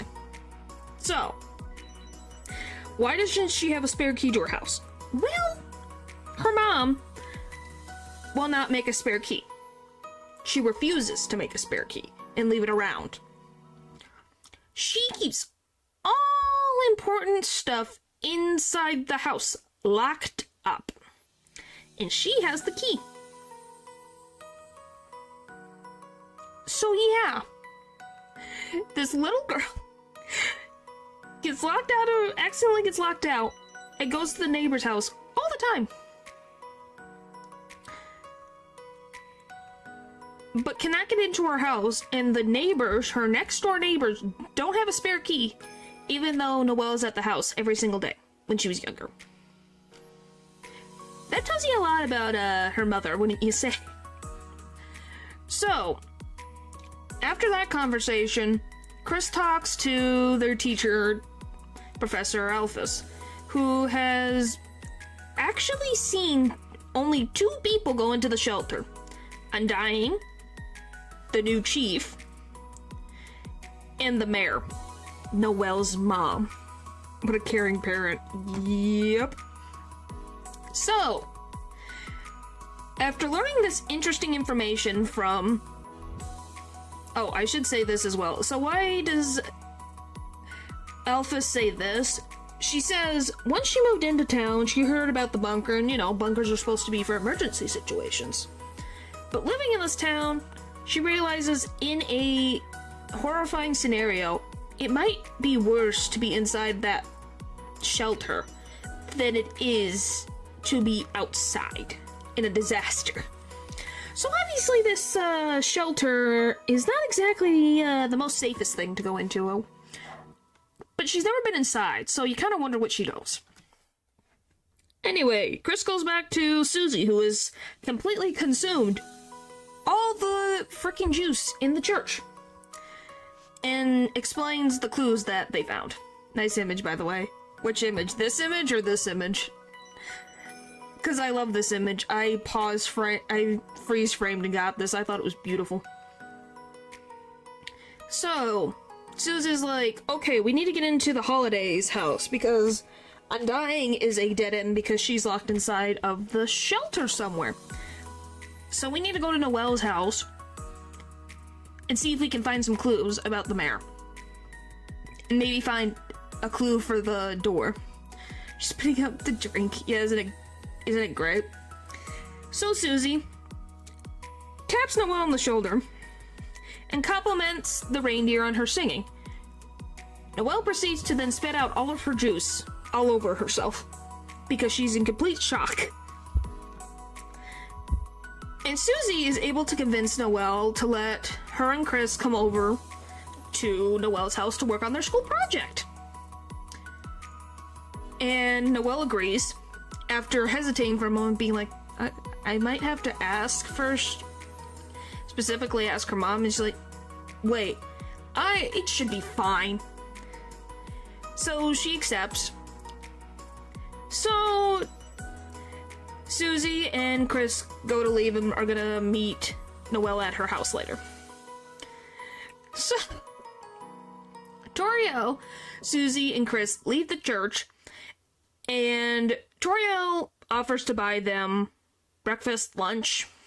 I don't know what time of day it is technically at this point. I'm assuming lunchtime. She's like, oh, let's go to the diner. Well, guess who comes out of the freaking trees? But freaking Asgore.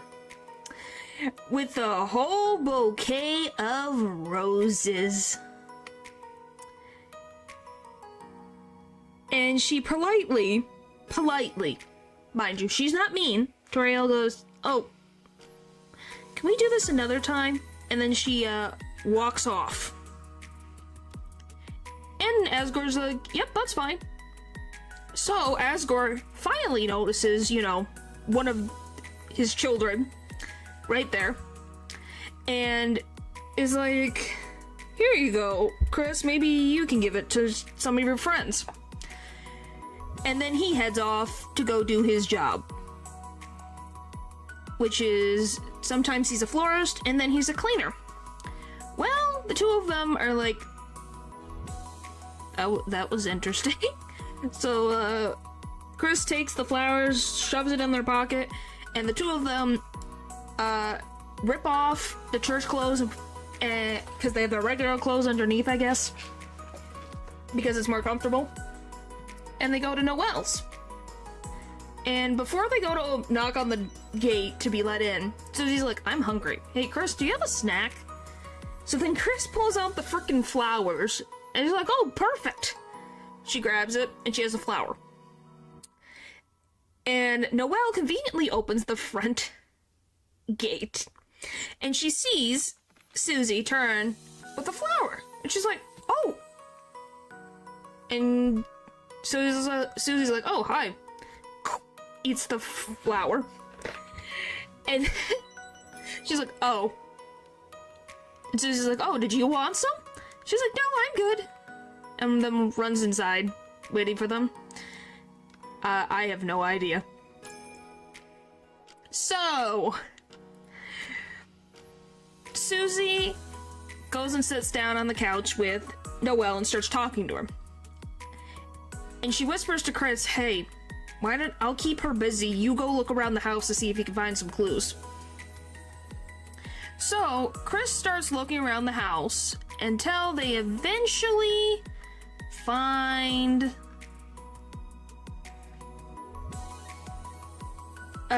Dessa's room.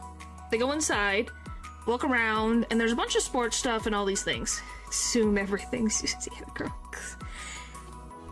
And the player finds code inside of the guitar. And before the text can say what the code is, Chris rips the player out of their body and holds them hostage. And they run down the hall to a closet. And in this freaking closet, Chris throws the player into a open present box and locks the door.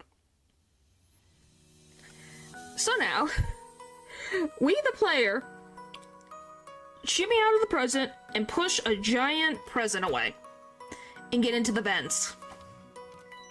You burnt down the kitchen cooking so hard again. Oh my goodness.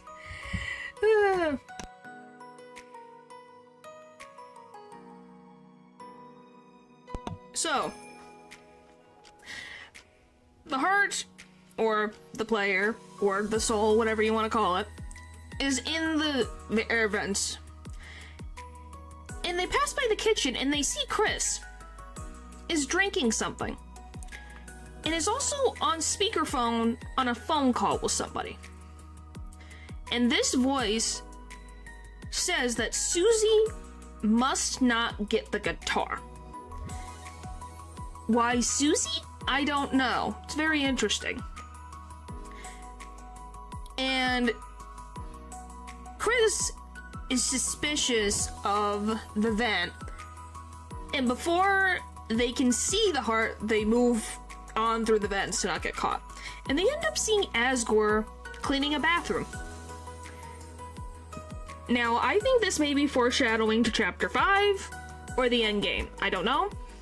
But this was an interesting tidbit that I found out. Is that Asgore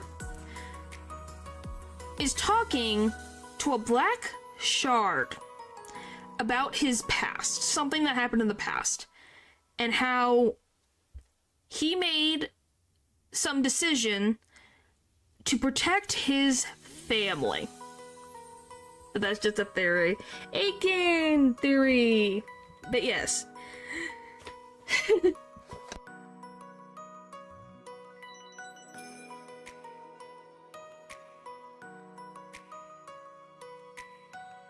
I don't know, it's somewhere.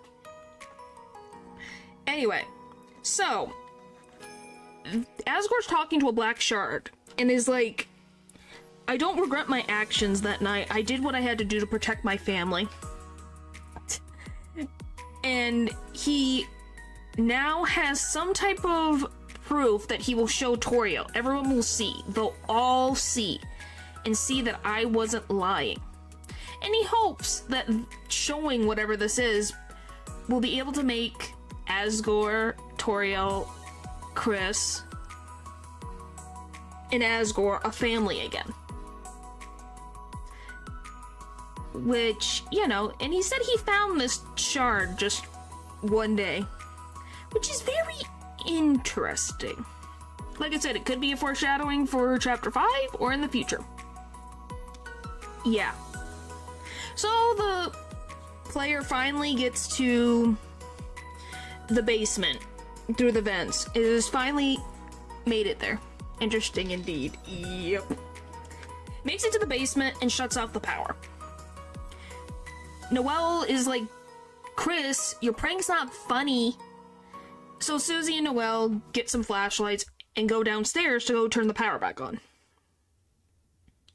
We something again, the prophecy is true. My goodness. Well, as the soul is going to go towards where Susie and Noelle is, Susie accidentally knocks down a Christmas tree.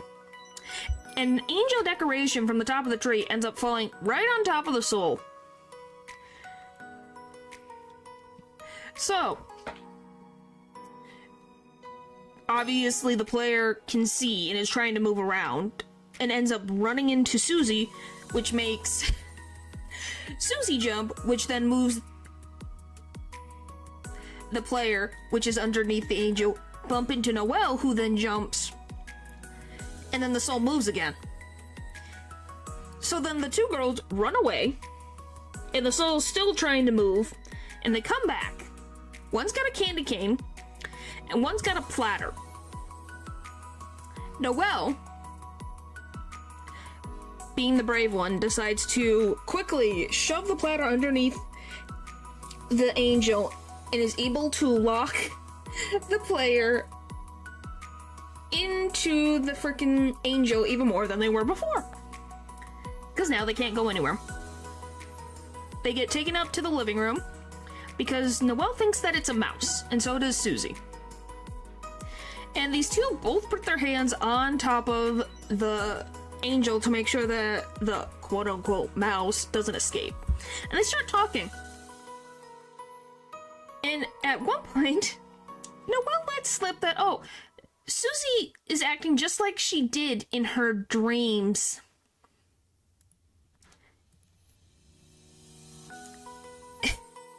And she's like, I better go get my old hamster cage for this mouse, and runs away. In complete utter embarrassment, her face is red. And then Susie goes to run after her, because she's like, I want to know what did you mean by what you see, how I act in your dreams? But stops and says to the quote-unquote mouse, don't move. And then follows after Noelle. Well, we don't listen. We shimmy ourselves off the table to finally be free of the angel. And move ourselves upstairs towards Dessa's room. And goes right for the guitar. Because, you know, we need to know what the code is to be able to progress. Well, the player makes it to the guitar, and before they can read, guess who's back at it again with another round? It's useless, I tried. Wow. So, they get hit with the hockey puck from behind. And guess who it is but Chris, back at it again, from under the bed. Not in the closet, but from under the bed. And then grabs the soul and accidentally strums the guitar. Noelle and Susie go, wait, did the mouse get in here? So they go head towards that room. You can hear their feet stomping, getting closer and closer. So then Chris jumps into the closet with the soul and the guitar. Chris tries to be quiet. Well, Susie and Noelle enter the room, and they decide... Well, Susie decides, oh, well, let's just sit right here by the bed. It's gonna make noise somehow, so we're just gonna wait till it makes some noise, and then we'll catch the mouse, because we'll know where it is. The soul, or the player, is trying to get to the guitar. Chris uses a freaking hockey stick. Yes, bless you, golly, bless you, paper. Goodness. My brain is not going good. So Chris is trying to hit the soul with a hockey stick to keep them away from the guitar. And every time the soul is hitting these little Santa things to make a bunch of noise, and they get smacked multiple times. The hockey sticks, I guess. Eventually, the soul is able to strum the guitar. And once the guitar gets strummed, Chris gets very, very, very angry. And I kid you not, starts whacking the soul over and over and over and over and over and over and over and over again.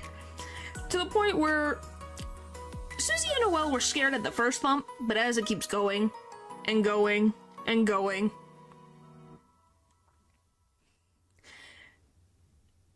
Susie is tired of this, so she gets up, wanders over to the closet, opens it, and is like, Chris, stop messing around. You're supposed to be finding clues. Grabs the guitar and slams the door shut. I'm kind of curious how the frick Chris ended up in this position. So did the soul win, or did Chris? I don't know. I guess place your bets. So Noelle sees the guitar in Susie's hand, and Susie's like, oh, do you want, should I put it down? And she's like, no, Susie, you don't have to. You can play it if you want. So, Susie and Noelle go out into the living room for Susie to play it. The soul got hands, I guess. It's like, what the frick? They ended up on the floor.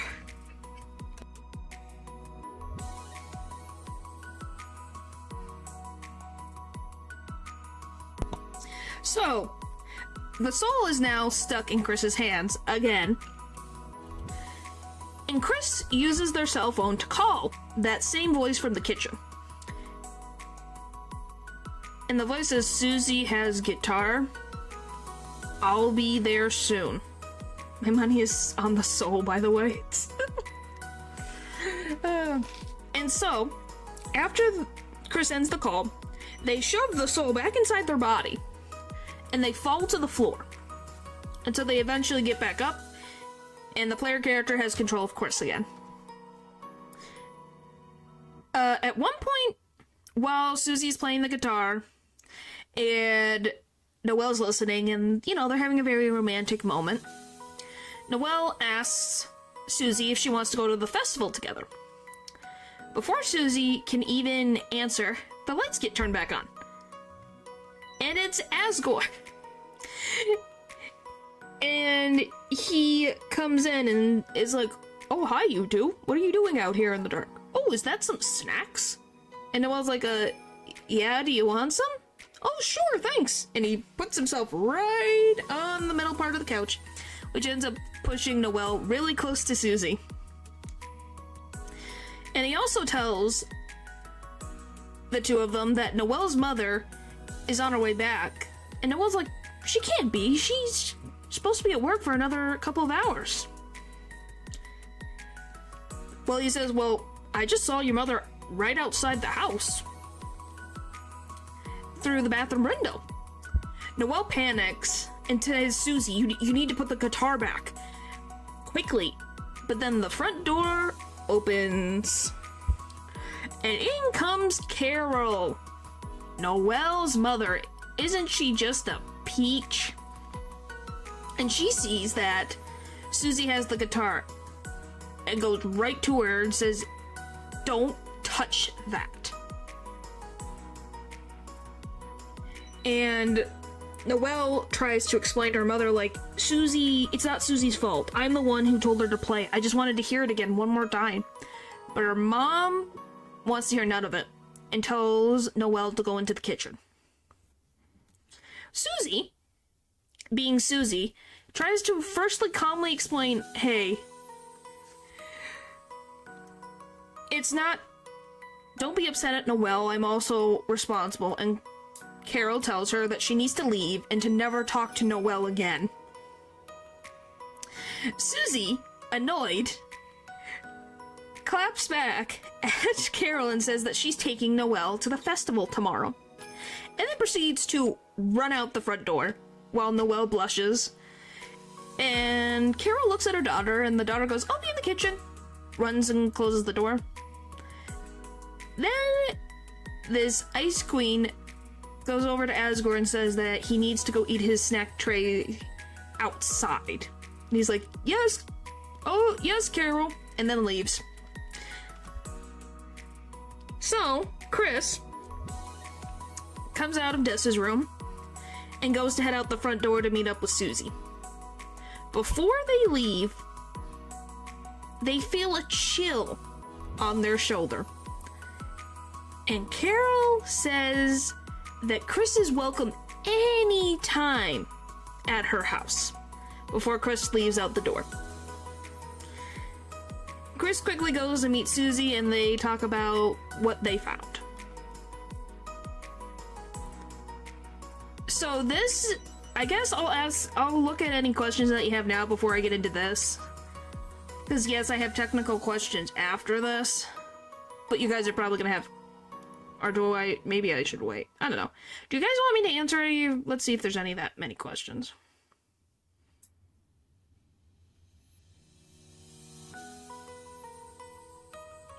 Weird root, best root. No, it's not. Create a If you're talking about the profile things, I didn't do that. That's just how YouTube has updated itself. Is Noelle? I'm assuming that she... I have no idea what Noelle's sexual preference is. She likes Susie, and that's all I know. If you turn one of those little dancing Santa things, Carol instead asks Chris to turn it off before leaving. Haha. Yes, it is. No, it is not. How many points are in the exam? You have to ask Natural that question. Anyway. So, we're gonna go into the weird route, and I'm going to explain this as quickly and as simply as I can because this particular chapter disgusts me. I kid you not, this one completely disgusts me. Yes, Val? Yes, before I get into this madness. It freaking creeps me out. It genuinely, this one makes me so uncomfortable. It makes me so uncomfortable, this weird route in Chapter 4. Genuinely. Why do you think I put something very specific in this? Not this one, the other one. I also got your name as a villager's name in another column playthrough. How the frick did you do that? What luck do you have? Anyway, let me go back up to the top before I get into this. So, remember when I put a particular relationship that you're in natural? I was like, how? So you got natural in there? What, was it above natural or just natural? Money. I don't think that's how money works all the time. Depends. So did you just get natural or above natural? That would be funny. Did they go above natural? Supernatural? Ah. Let me find it. It's all the way at the... I have too many things. Anyway. So remember how I called the player character the Deltarune? And why I put a W there? I forgot to mention this. Here you go. There you go, guys. There's the full context of Chapter 4.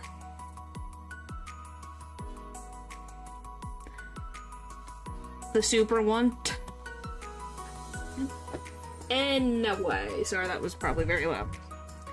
I immediately offered another villager in the fight pit. Wow. So yeah, this is the context that is gonna happen in the weird route. Because remember, in Chapter 2, at the hospital, the player can hear what Noelle is saying. And I kid you not, the player says, I went to see you. It creeps her out. So, moving on to freaking the weird route. So, instead of Susie and Chris approaching Noelle, Noelle approaches Chris and Susie about coming over to her house. Chris is less enthusiastic to hang out with Susie, is not doing as much interactions. Once they get to Noelle's house, Noelle asks Chris to go to her room so they can talk privately. Before Chris goes into Noelle's room, they rip up the soul and slam it into that present box room from before. The soul is able to obviously move the giant present, get into the vent, and then see Chris and Noelle talking to each other. Good luck, Dylan. What happens is that we find out on the night of Chapter 2 in the weird route, Chris took Birdley to the hospital and then visited Noelle on the cover of Night and talks about how the Dark World, it was just a prank, and that they removed a thorn from Noelle and that it was just a horrible prank. So if you remember, in the weird route, you get the thorn ring and you put it on Noelle. Chris took it off of Noelle. The player ends up being able to hit proceed and ends up inside the room and takes control of Chris again. And the player tells Noelle to proceed. It's just like, you're just joking, right, Chris? Right? This is not a funny joke. It's like, you're joking, right? And she's like, that doesn't sound like Chris. Right? That sounds like that voice from before. And her heart is beating. She's terrified. She's thinking in her head. And the player responds that they can hear her thoughts. And she goes white as a sheet. If the player takes too long to decide to proceed, Chris will notice that the player's here and will take Noelle and run away from the room. Like, actively run out of the room. Like, in fear. But if they say to proceed, they eventually force Chris to give the thorn ring back to Noelle and equip it. Noelle can't move, she can't make choices for herself, and she gets that thorn ring put back on her. Chris runs to the bathroom and starts kicking the living heck out of the soul. Rips it out, puts it in the trash can, and frickin' constantly hits it over and over and over and over again. It is shaking the house. That's how bad Chris is kicking this soul. Chris stops when their father's voice calls out to him, being like, Chris, are you okay? I'm hearing all this noise. Are you alright? I hope you feel better. We need to leave soon because Carol's home and wants everybody to leave. Chris grabs the soul out of the trash can, puts it back in their body, and they slump over. And they're convulsating for a bit until finally they straighten up and the player walks Chris out of the bathroom. And they get the same interaction with Carol.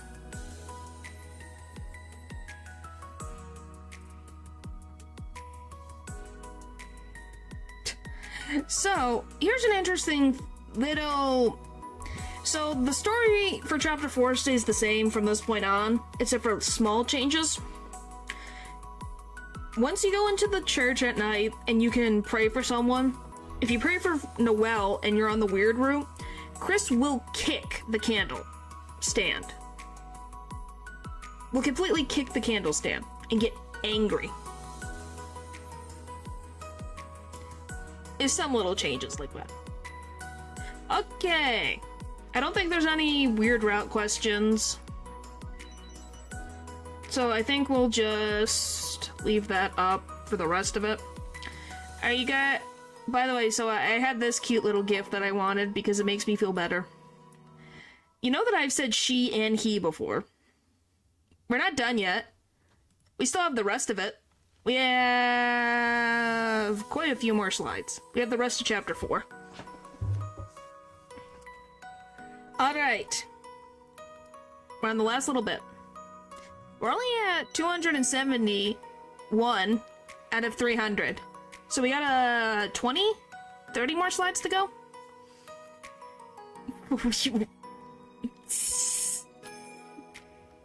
Lou, what do you say? Goodness. So, Susie... So if we go back to being outside the house, Susie talks with Chris, and it's like, I saw the code in the guitar, but I just can't remember what it said. So, the two of them decide to go back to Chris's house for the night. But once they get to their house, the house is still locked. So, like, I guess Toriel hasn't come back yet.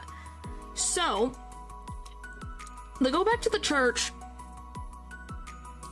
and they open the door, and there's a new Dark World. If on the target when Susie asks about playing the piano and you choose I'll never play again, so Chris stops you by violently biting their hand hard. Yeah. Well, it's because Chris is being, you know, Chris is showing more,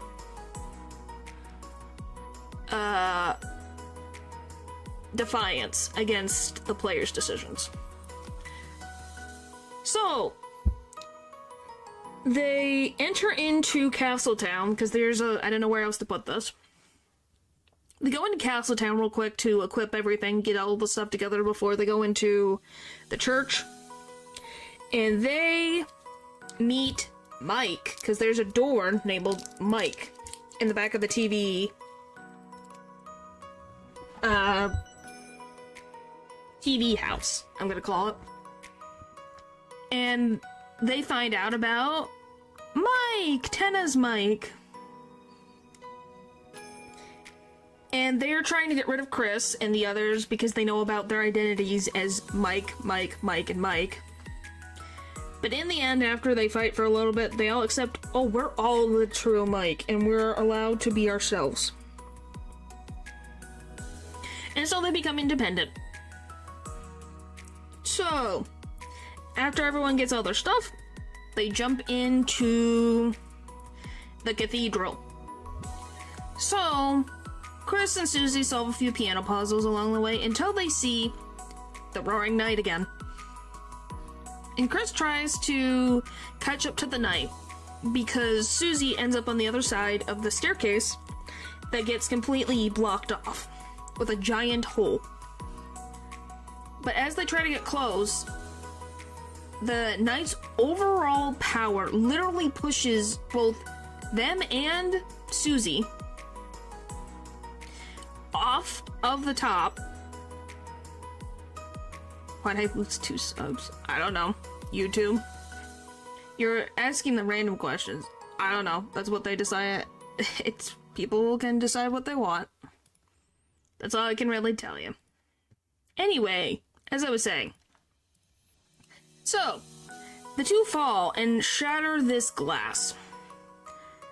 And they end up getting found by Rouse, who heals both of their injuries. Susie tries to heal Chris, but Rouse gets there in time and immediately heals both of them all to full health. And Susie's very self-conscious about her abilities to heal not being good. So, they're walking through the dark world together as a team again. 2 of my accounts got banned by YouTube, what the frick? So, they end up looking at a bunch of glass pieces that explain the lore of the Deltarune.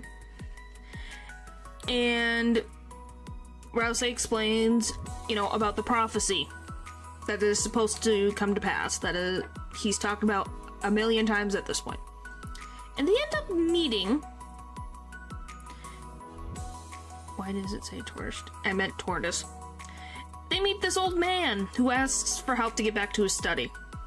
And Susie's like, I don't want to babysit a dark nerd, we got things to do. But this old man's like, what's a dark nerd? So, Susie's like, oh, this old man must be just a light nerd that got caught in the dark world. So, let's just take him to where he needs to be, and we'll be fine.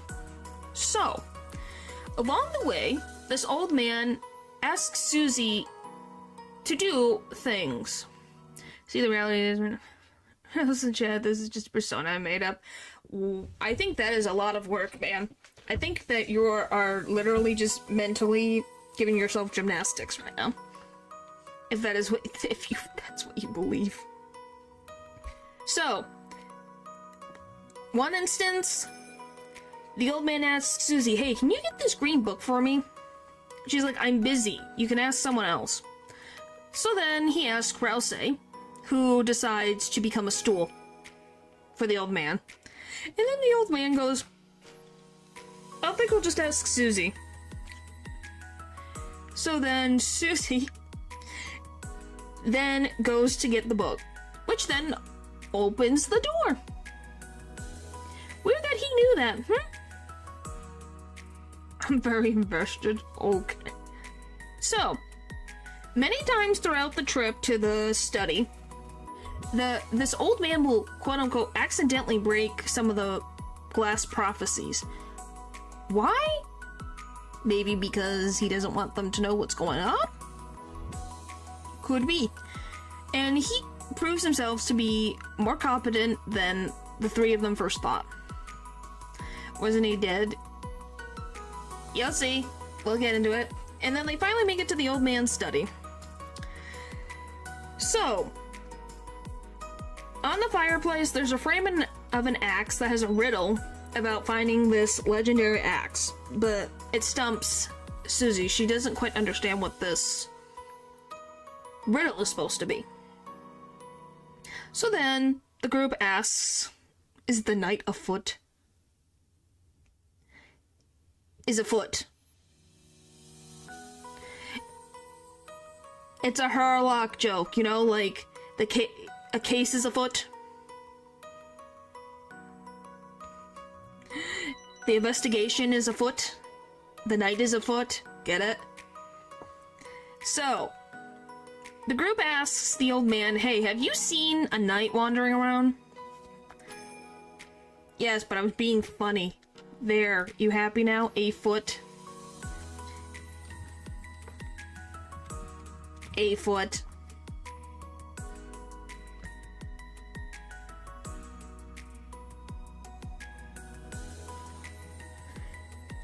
You guys happy now?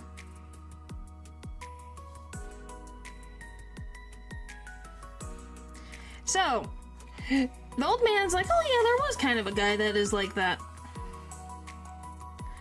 And he talks about how the knight flew through this door that's now locked. And he's like, well, since it's... You need to get to the East Bell Tower to open that door. But you guys don't have the equipment to climb up to the bell tower, so maybe you should just go check out the library. Living beings are allowed to make mistakes, everybody. So, the group wanders into the library, and they end up finding one of the golden music sheets. They don't know what it's for, but they thought, oh, that's weird. Came back weird. I think it's just a different type of weird. And they end up getting into the far reaches of the library, and it ends up being very, very dark. So then, Rouse finds a light switch, and turns on the light. Well, they find out that they somehow wandered themselves off the platform and didn't notice that there was no floor beneath them. So they fall into a very, very dark area. And they find themselves running into someone with a very deep voice. And this voice calls himself a monster called Jackenstein. And he, at different points, will have... So he'll have a fight with the heroes, and he sends his pet out against the heroes if they're taking too long in his maze. Chris and the others are able to defeat Jackenstein by lighting up the room with a very bright light. And once they're able to fully light up the room, Jackenstein is embarrassed because the heroes can see his face, his apparent ugly face, and he runs away. But he doesn't run far because he runs himself into a glass chandelier and bangs his head, and so he is crying. Rouse goes over to try to heal him, but Rouse only ends up fixing Jackenstein's mask, so Jackenstein is still crying. Susie speaks and tries to say, oh, I could try, but then she's like, no, I'm not good enough. So then she walks away. And the old man appears. And she's like, what are you doing here? And the old man decides to taunt her about, oh, are you too scared to heal the dude? No, I'm not scared. I just don't think I can do it. Well, then can you heal my finger? I accidentally pricked it from my pen. She's like, okay, I guess. So then she puts up her healing magic and throws it, and conveniently, the man drops a paper and bends over it, so the healing magic misses him. And that spell careens over and ends up hitting Jackenstein and heals his wounds. Jackenstein stops crying and is like, you guys are my friends. No one's been nice to me before, so you're my friends. And he gives him a big, big hug. Isn't it so cute? Look how cute this is. And he gives them climbing equipment. So, our heroes now can go to the bell tower and, you know, get to where the knight is. Hooray! And Jack goes to the old man's study and helps, you know, clean up the place. My brain right now, golly. So, the heroes end up going to the tower and they find the last 2 golden sheets of music. We're having soft tacos later. Okay. So, once they find this golden piano, Chris plays the golden music sheets. And they hear it unlock something. They don't see it in the bell tower, so they go back down to the old man's office. And they see something has changed. The fireplace now has a door. And they walk through it and they find an axe. And Susie looks at it and is like, oh, this is so cool. So she goes to pick it up, but the old man hobbles in and is like, you can't just have it for free, it's mine. You can have it for the 99999999999999999% the discount rate. And she's like, I don't have that kind of money. And he thinks for himself, he's like, I guess you could trade for it if you can give me a haircut. Susie's like, oh, I can do that. Takes out her axe, throws an attack at the old man, but it misses. And then she tries again and misses. Again and misses. And she's like, oh, so you're finally taking me seriously. So then the old man disappears. And he comes back in full armor and a giant hammer. And he finally names himself Garrison Boom, the Hammer of Justice. So Susie, all on her own, has to do combat with Garrison Boom. And she, after a long fight, uses her healing spell to distract Garrison, who dodges. But Susie then is able to successfully cut the man's hair. So, because she fulfilled her part of the deal, she gets the hammer, and Garrison tells her that some words of encouragement that she can do what she puts her mind to if she keeps trying and have more faith for the suffering, this pain. Yep. It was a lot of suffering. But before the group leaves, Garrison asks Susie a favor. He wants her to write down a message for him when she gets back to the light world. More faith. He was fun and then annoying. Well, good for you, you beat it the 3rd try. So, Susie agrees, and the heroes go to where the door is for the fountain. They open the door, and they're able to seal the fountain. Chris and Susie go back to the church in the light world, and they're like, did we do it? But it ends up being nighttime, and they look at the congregation room, and it's black smoke is coming out from underneath. And they're like, it's another dark world? And they try to open the door, but it's locked. So, we gotta go on another fetch quest for a key!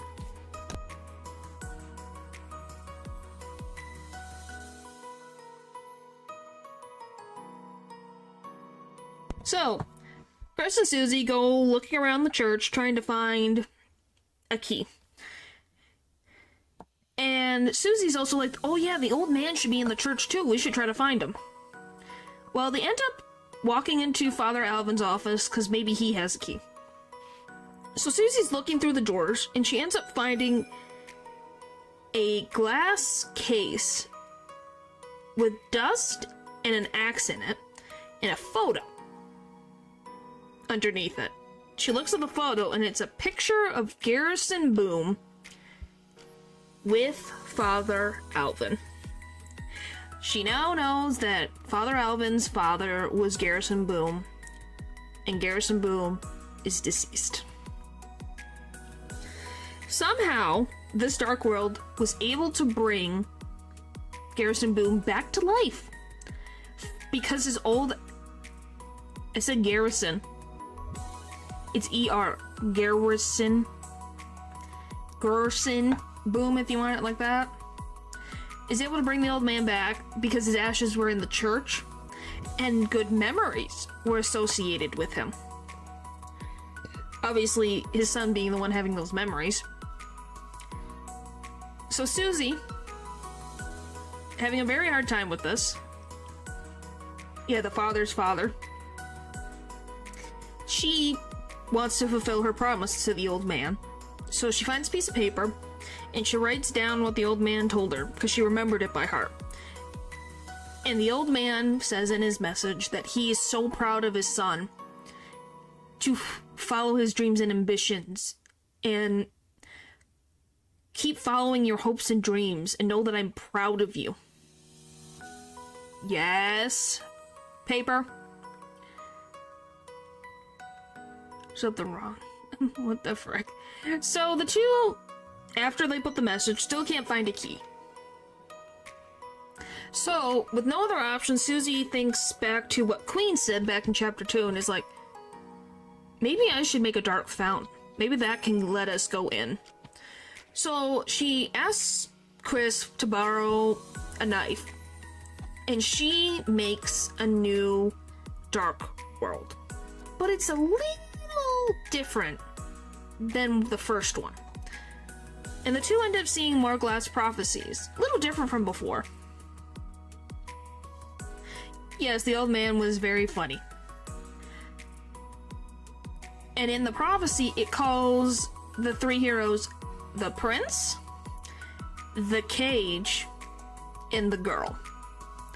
What that could mean, Susie doesn't understand why Chris gets called a cage, and they don't really get to figure out why. Yeah, 45-degree angle, Chris. Yeah, a rare angle.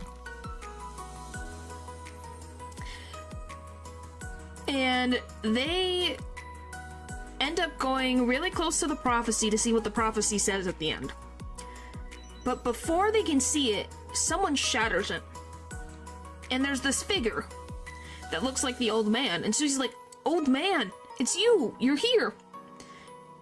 But the old man doesn't listen, and he walks off. So she's like, wait, it's me, Susie, you remember Susie.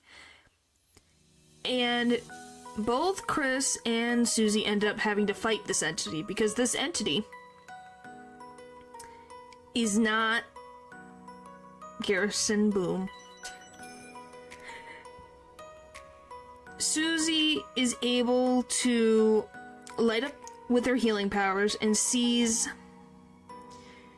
that it's not Garrison, it's some entity that kind of looks like him in a helmet. And it tries to attack her. Rouse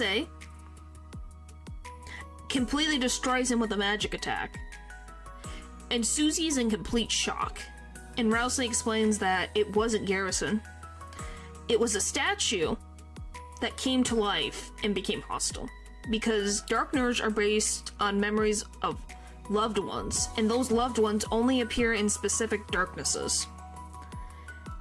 So, the Garrison that was made in Susie's dark world wasn't the Garrison that she met. So, Susie's angry at Rouse for not being told the truth about the old man not being alive. That if she made a dark world, that it wouldn't be the same.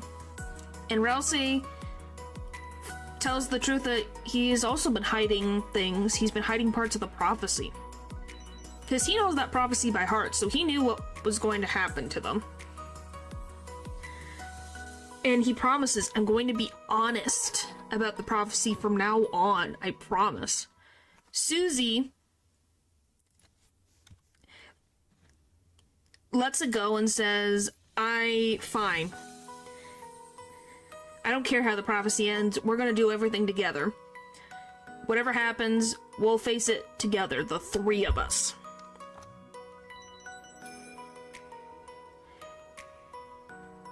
Yeah, he didn't say everything, he just said he'd be more honest. So, Chris is able to seal the second fountain. And them and Susie get back to the light world again. For some reason, this dark world is able to open up the congregational door, and they're able to go into the third darker world of the night. They got a 3-course meal, guys. Holy moly.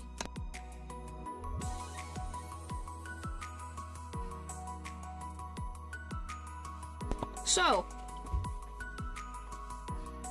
they go to try to follow the night, and they're trying to climb this long tower. So the friends that they made from this dark world are able to help them climb up to the top. Yeah, it's a very interesting animation. They make it to the top, and they find the knight, who makes another fountain in the active third fountain. Rousey tells him to stop, but the knight does it anyway, and from inside this fountain, a monster is born. A titan. So, Rousey tells everyone to climb the titan. It's not going to attack itself, so hide on top of its body, it won't hit you. So the group climbs and climbs and climbs, avoiding all the enemies along their way. And they're ready to go and fight the titan. And they fight and they fight and they fight. But all they're doing is chipping away at the outside. But the monster just quickly regenerates that health even then, and they can't even damage the inside. So, who would come but Garrison Boom? And he's like, you're not out of ideas, are you? And he helps the heroes defeat the Titan.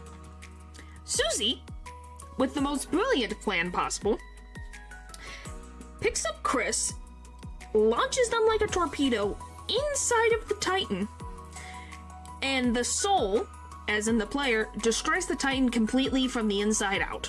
It completely disintegrates. And Susie asks Chris, after this is all over, what the red heart was. But before she can press further, she is like, wait, where's Garrison? I need to talk to him. And she runs off ahead. Rousey catches up, and when Rousey realizes that Susie is going up ahead, she's gonna see the final prophecy. So he rushes to go stop her with Chris right behind him. But they're too late. Now, I'm just gonna read the last little bit of the prophecy. The whole prophecy from the Dark Sanctuary. The prophecy which whispers among the shadows, the legend of this world, Deltarune. A world basked in purest light, beneath it grew eternal night.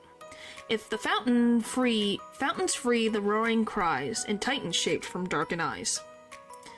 The light and dark, both burning dire, a countdown to the earth's expire. The pointed head will say toothpaste and then boy, but low on hopes and dreams they send. 3 heroes at the world's end. The knight which makes with blackened knife shall duel with heroes, strifed by strife. But low on hopes and dreams they send 3 heroes at the world's end. The light and dark both burning dire, a countdown to the earth's expire. If fountain free the roaring cries, and titan shaped from darkened eyes. The 3rd hero, the prince alone in darkest deep. The 1st hero, the cage, with human soul and parts. And last was the girl, The 2nd hero, the girl with hopes crossed onto her heart. Love finds its way to the girl. The last prophecy, the story's end. to save the worlds, there is only one way. And then the last line is destroyed by Susie. Only then will the worlds be saved. Jockey and Jim will grow a beard. Yeah, that's one of them. So yeah, that's the whole Legend of the Deltarune. We just don't know what the one line says. So, Susie shattered the prophecy. What they're supposed to do to save the world. Festival's Day. I heard someone theorize that. It's possible. It made Susie mad enough that she destroyed it with her hand and injured herself. And Susie calls the prophecy stupid, and none of them will let whatever she read ever happen. And Susie walks away. Rouse breaks down, crying about not being able to change the prophecy, and just cries in his helplessness. And Chris comforts him and motivates Rouse to keep moving forward. So the Dark Prince does. Chris seals the final fountain of the evening, and they wake up in the church with Susie. Susie and Chris are no closer to opening the bunker, so they just head back to Chris's house for the night. When they make it back, they see something that nobody expected. Torio had a little bit of juice and is dancing with the new neighbor, Sans, with some very loud music and some moves that no one thought Toriel could ever do in her life. But here it is. So, Susie, weirded out by this freaking turn of events, says that she'll see Chris tomorrow and leaves. Be hitting that boat. So Chris wanders to their bedroom to go to sleep for the night. But Chris has a very, very hard time sleeping because the music is so loud. And they toss and turn, and they decide to go out the window. But before they leave, Chris gets a phone call from the voice that we've heard 2 times before, and says, "Don't forget, Chris. Don't forget your promise." Before we go to black, and the voice from Chapter 1 appears and congratulates the player on making it halfway through the story. Something is waiting for us, and this voice wonders how much longer, and calls the player my Deltarune. And that's where we are right now in the plot. We don't know what Chapter 5 has in store. Yep, the end. Let's see. So far, all the Dark Worlds have been indoors. What do you think a Dark World would be like if it was out in the open? Would it reach it out a certain point? Would it be forever expanding? I think it would reach a certain limit, because the computer lab was specifically stuck in the reaches of a zone. So I think so. I think the voice is saying how much longer will my Deltarune, the game, will take, not calling the player. Deltarune, I think. So, did Chris win? I don't know. We don't know. I think, well, just calling my Deltarune, because they specifically talk to the player. It would be weird to call the game a Deltarune, because the Deltarune is supposed to be an angel, you know? So it'll be a little strange. But yeah, I think it would still be in the confines of something, even if it was outside. Are we sure Susie is a hero? Well, she kind of is. She has tried to have Tenna be safe.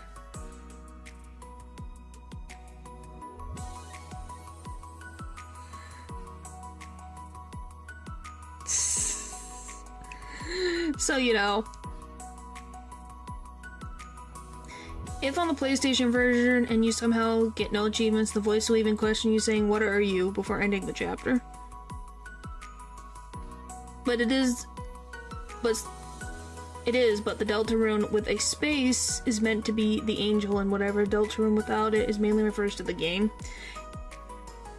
Yeah, but we don't really know. It says my Deltarune, so it would be very weird for the voice to talk about the whole thing.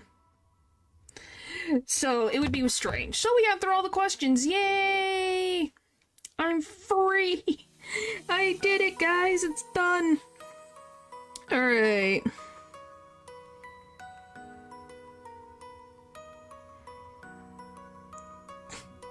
My gosh. What do you mean, nope? Yes, paper? You have to pass the exam too. Hello, paper. Not the exam, alright, you're not in the Discord yet? Uh-huh. I can literally just, let's see. I guess I could show it on... It's fine if I show it on stream, right, paper?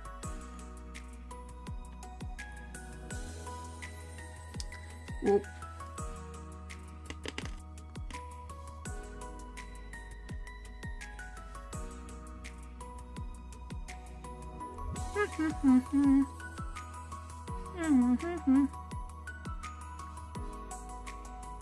Not paper, natural, excuse me. I looked at your thing. My brain. And what do you excuse me, Val? What do you mean, excuse me? Yeah, sure. I love miswording.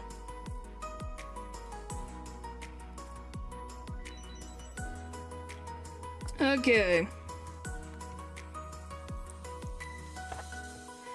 Alright. So. We have the thing by paper. So. Does the same with me and my siblings. It's okay. So, in chapter 1, Rousey claims to be the prince of which place? It'd be the Dark World. It's where when she calls us by our names correctly. What is this? Oh, I can draw on it. Ooh. Let's pick the blue one. So, I'll just pick B.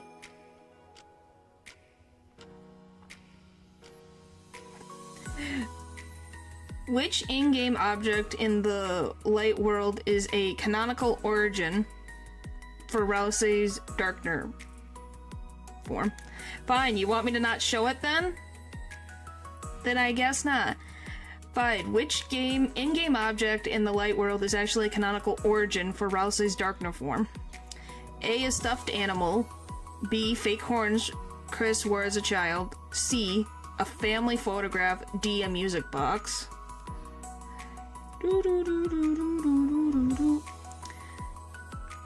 3.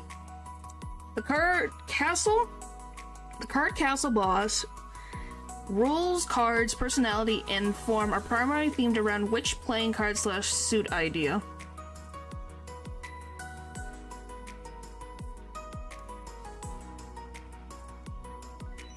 I think it's this.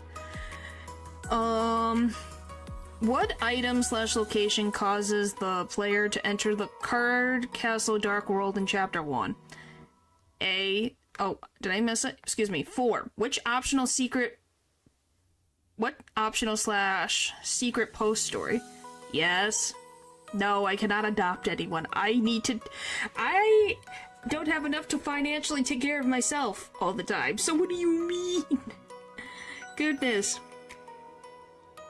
What optional / secret post story boss first appears in chapter 1 and is known for chaotic attacking patterns? A. The Roaring Knight. B. Jevil. C. Geoffrey. Or D. King Thrash.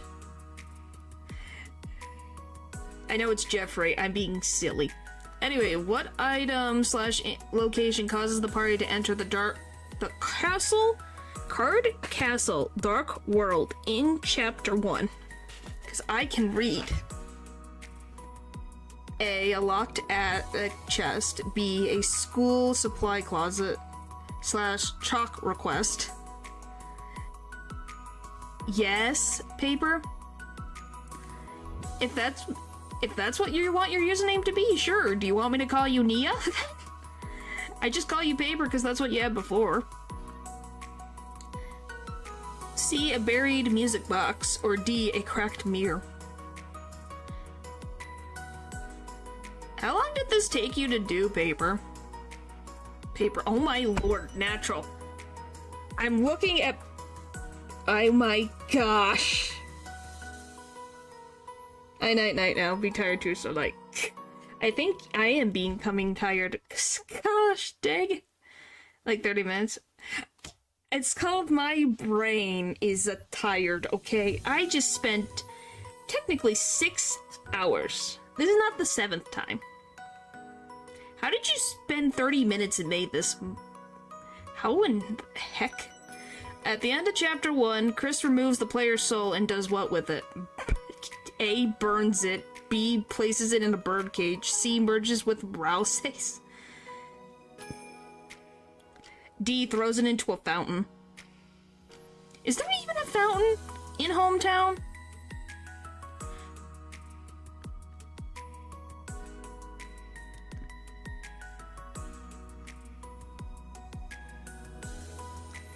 Is it?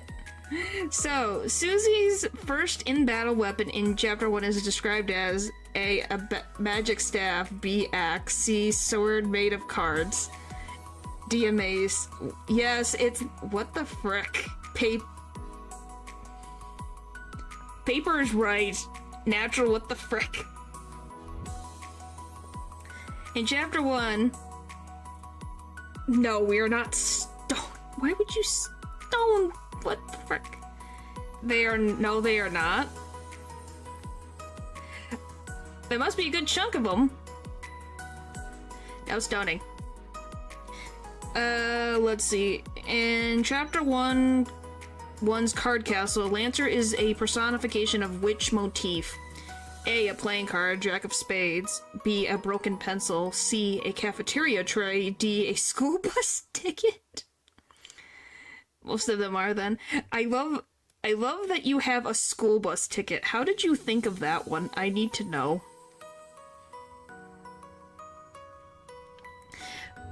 Number 9. Which of the following statements about the Darkners is real?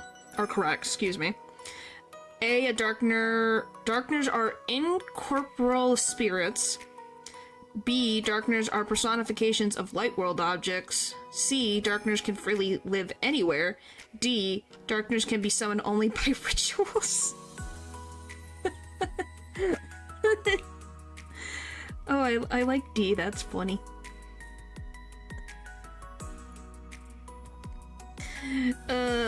When first encountered, Rousey requests the party use which approach in combat? A, aggression only. B, mega spells. C, mercy / pacifying enemies. D, stealing and fleeing. Wow, what? You sure that if it's D, then I have Rousey some questions. Is Rousey pillaging?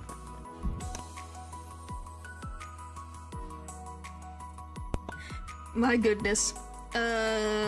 Chapter 2! Question 11.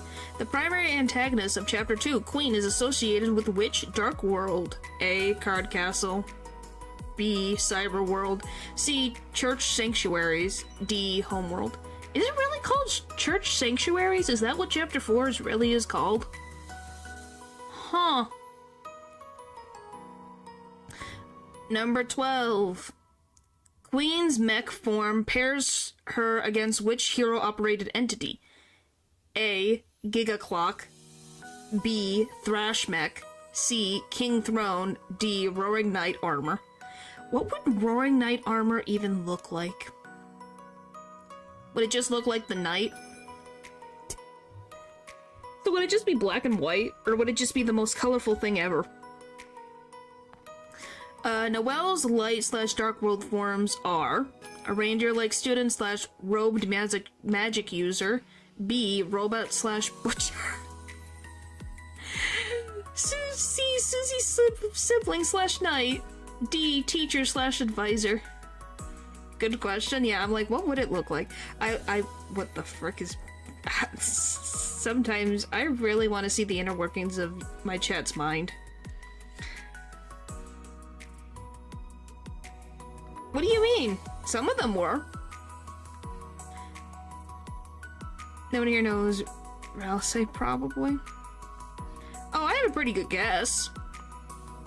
Berdsley's early role in Chapter 2 is A, humble helper. B, know-it-all rival allied with Queen. C, mysterious transfer student. D, silent mime. I think chat wants it to be D. Some of them were, others were general lore based.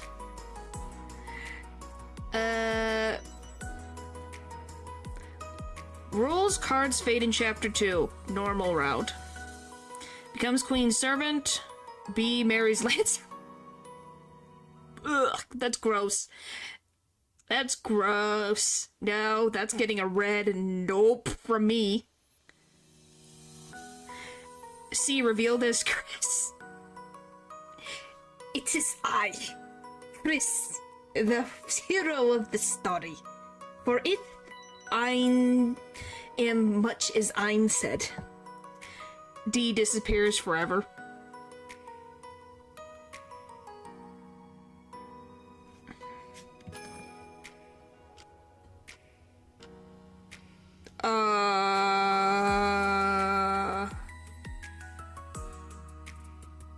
Is this a trick question? This feels like a trick question. No. Stop with the stones.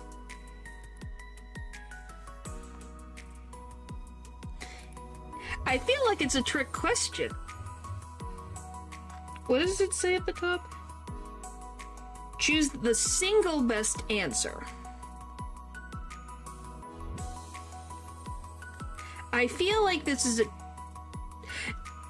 Rules cards fate in Chapter 2 normal route.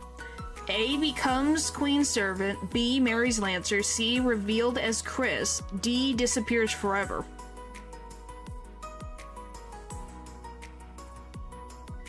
I can't tell if you're doing a trick question to me, or if you're just saying, this is it, like, this is what happens in Chapter 2, and he doesn't come back.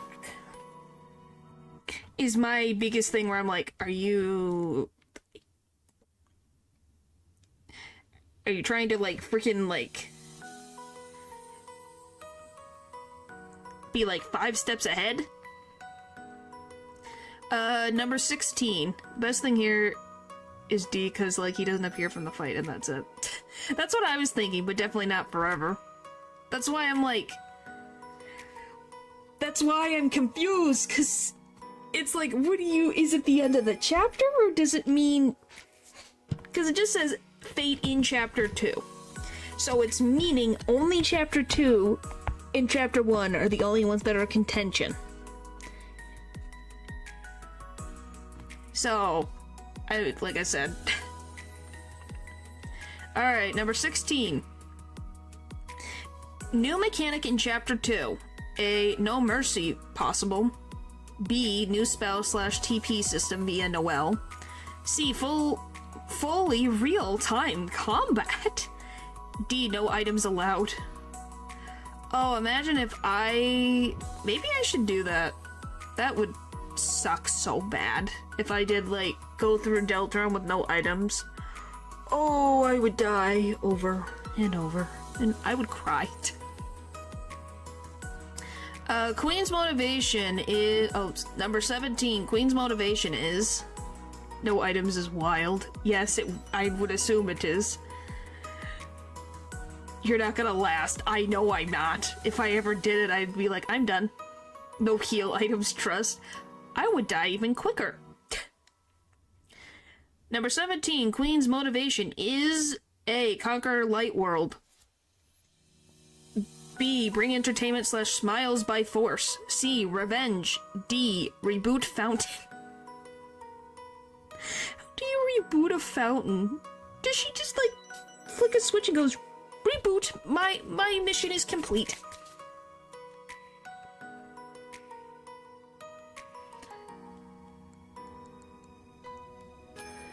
Now I feel like I'm dealing with another trick question. Because technically one of these is half true? Well, 2 of them are half true. 19 is quite strange. I'm almost there. Sleepy thing. Yeah, you can go to sleep, Paper. It's okay, go to sleep if you need to. Yeah, believe it or not, some fountains actually work like that. I wouldn't be surprised, but I know that the dark fountains don't work like that. Imagine if it's like Rouse. You don't have to worry about the roaring, we can just flick the switch. Done. And then Susie would just rip it out and be like, look, it's done. There, so save the world, no problems. And they move about the day. 18. Which character sees rules as a mentor? A. Noelle. B. Birdley. C. Lancer. D. Queen. I wonder. Is it a mentor? Would you call that a mentor relationship? I thought that was more of like a parent relationship.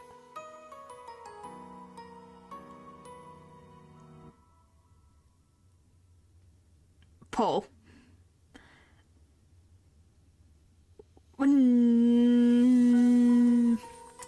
Your sentence is something. I have turned a computer... I've switched a computer off and switched it back on.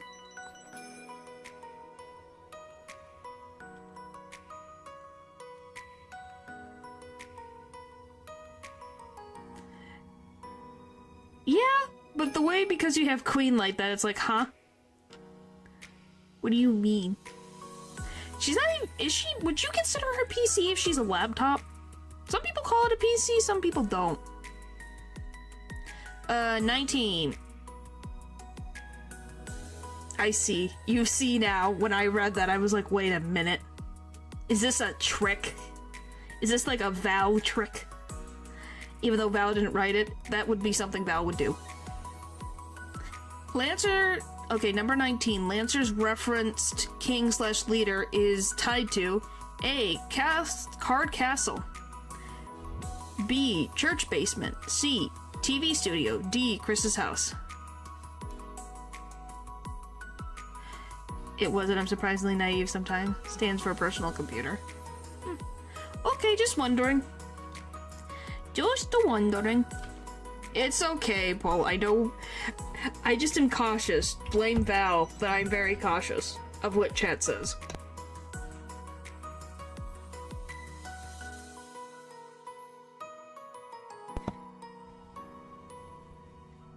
Yeah, there's desktop, laptop, stuff like that. Alright, next. 20. I'm halfway there. Queen's final fight structure. A. Standard attacks only. B. Multi-stage mecha fight. C. Cutscenes only. D. Same as chapter 1. Boop, boop, boop, boop. This is a flirty joke. How embarrassing. It's okay. We are all living beings. Chapter 3. Question 21. Chapter 3 begins with which major difference from the first 2 chapters? A. Chris is absent. B. No new Dark World opens immediately. C. Rouse is unplayable. D. The player loses access to save points.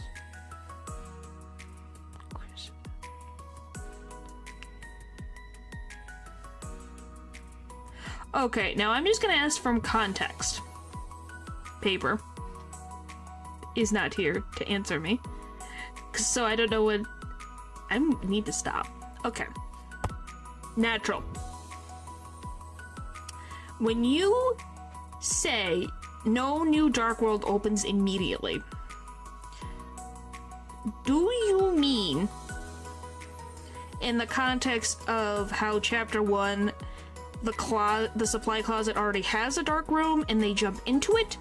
Or do you mean like in chapter 4, where Susie makes a dark world with a knife?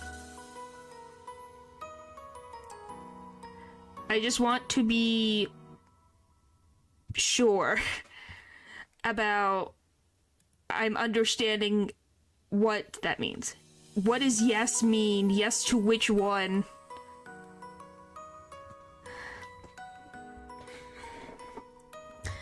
I'm assuming you're meaning both. So if it's both, then we're gonna go here.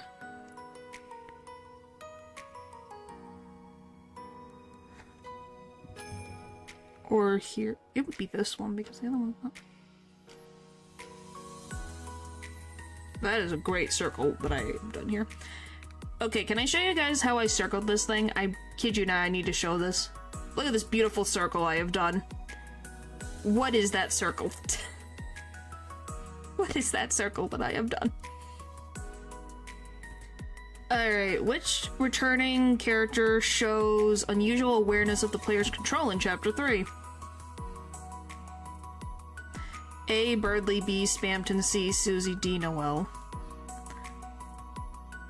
I'm trying to think, does Spamton show awareness? Just tell me that's how you answered the test back in school. No, I would circle... No, I would circle the whole thing. It would be neater than this. I'm using a mouse. Number 23, the chapters heavily foreshadows the following... Oh my gosh, I can't read, help me. Number 23, the chapter heavily foreshadows the roaring prophecy by referencing which element? Not just the letter? Yes, because then I'm very positive that they understand which one I'm circling. Because if I circle... Hello... Like here, I'll explain. Why I do that, because if you do like a big circle, then it looks like you're circling both of them. Or if you circle a little bit like this, then it looks like you're trying to do both. That's all. Hopefully that makes sense. But yes, hello Matthew. We're taking an exam. The natural maid. I'm just telling you. That's why I just do it so I don't end up. By the way, I did some polls and got March Alter. Ooh. I updated the game on my phone, so I'll probably do that later. I don't need more exams. That's fine. So which element? 3 heroes. Okay, this is chapter 3. Heavily foreshadows the roaring prophecy by referencing which element.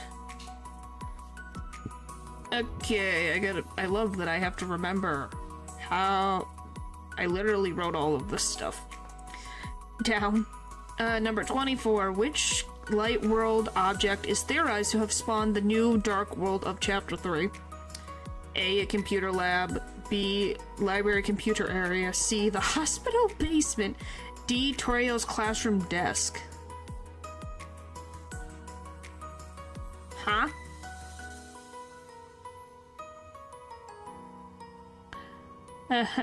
Potassium this. Natural? Is this supposed to be chapter 2?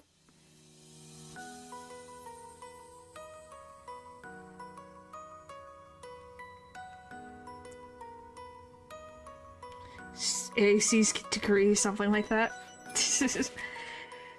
Is 24 have the wrong chapter on it?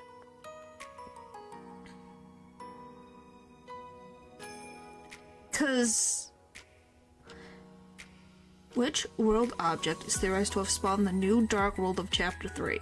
It's none of these. I was gonna say, none of 24 are correct.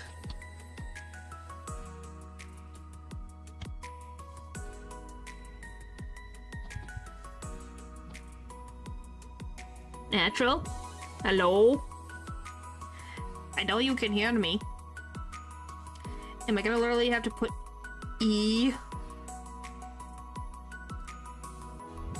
Oh crap, did I do something wrong? Number 24 says, which light world object is theorized to have spawned the new dark world of Chapter 3? And you have a computer lab, the library computer area, the hospital basement, and Toriel's desk. Number 24 is none of those answers. I love trying to write with a mouse, guys.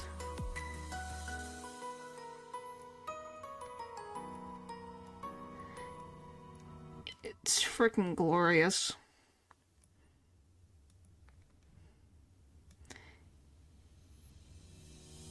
I've made answer D for 24. No, I am not an engineer.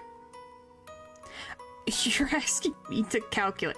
I am not an engineer.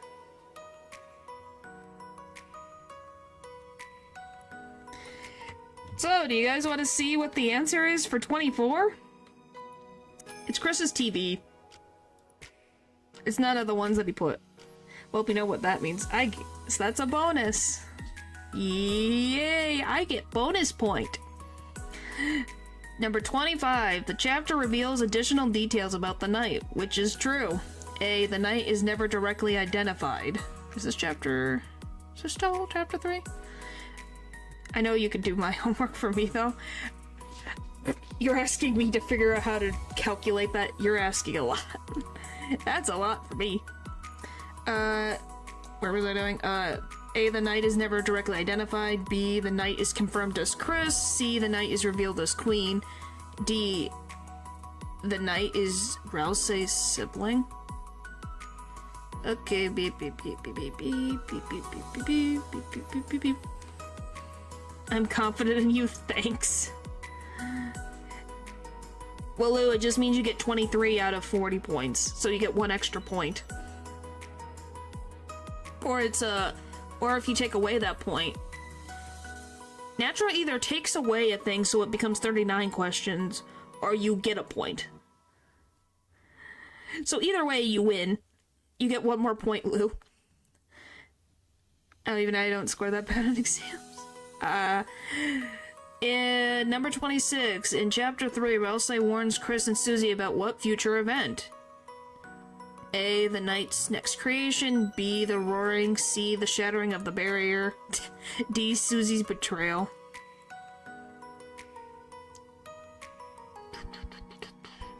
Number 27, which NPC gives Chris cryptic dialogue about control and freedom in Chapter 3? A, Seam. B, Spamton. C, Tammy. D, Onion.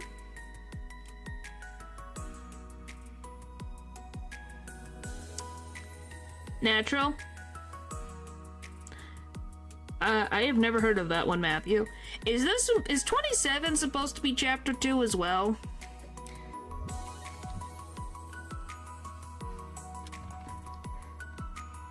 Is it supposed to be Chapter 2 as well? I have never heard of that one. That doesn't mean I won't play it. I don't know what it is. It's a story sandbox. It's fun. Is long.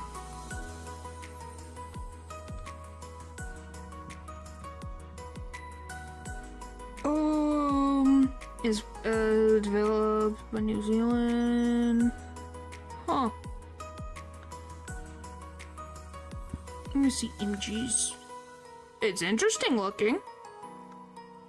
That's for sure.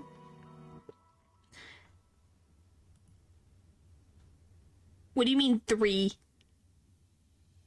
So it's supposed to be Chapter 3 as well? Fun and long,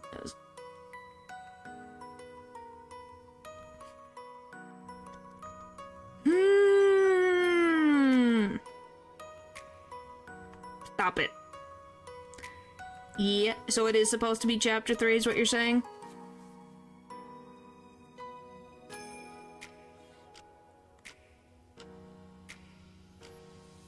I don't know, can you even meet young Onion in Chapter 3? You don't meet Debbie. Yeah, I think the question is valid. I'm just double checking. Alright. Number 28. The chapter thematically emphasizes which recurring motif? Alright, enjoy! See you later. I won't die, I'll be fine. Yeah, the chapter thematically emphasizes which recurring motif? A. Strings and puppetry. B. Dreams and sleep. C. Mirrors and reflection. D. Cards and dice.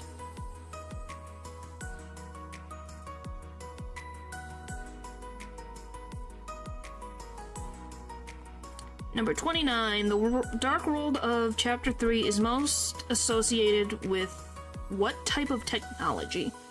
A. A radio. B. Video game/arcade. C. Television. D. Phones. Oh, for the love of Pete. How have I made a worse circle? Number 30. The cliffhanger of Chapter 3 shows Chris doing what? A. Creating a new dark fountain. B. Destroying the light world. I guess we don't get a Chapter 4, guys. Apparently I made that all up, because Chris destroyed everything. C. Merging with Rousey. D. Sealing their soul permanently. Huh? Kind of circles you'd manage. I want to see what kind of circles you managed to make. Okay. End of Chapter 3. What do you... I have to think so hard about this, because I know how it ends. And I'm trying to think, what the heck are you doing? Is this supposed to be an assumption? Or is that a different... No, that's Chapter 3. Then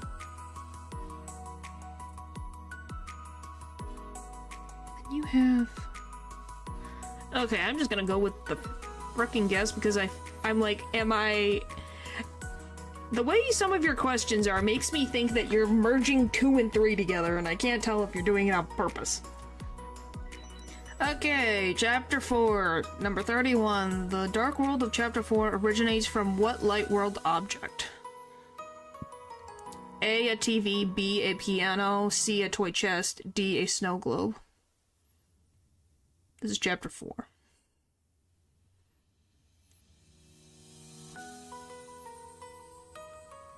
No disclose. Just note, I will never disclose the answer key.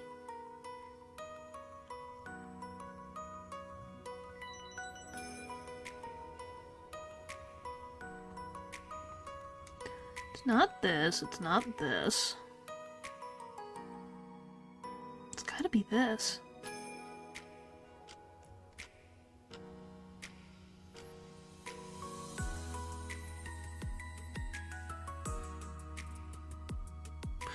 Or it's gotta be...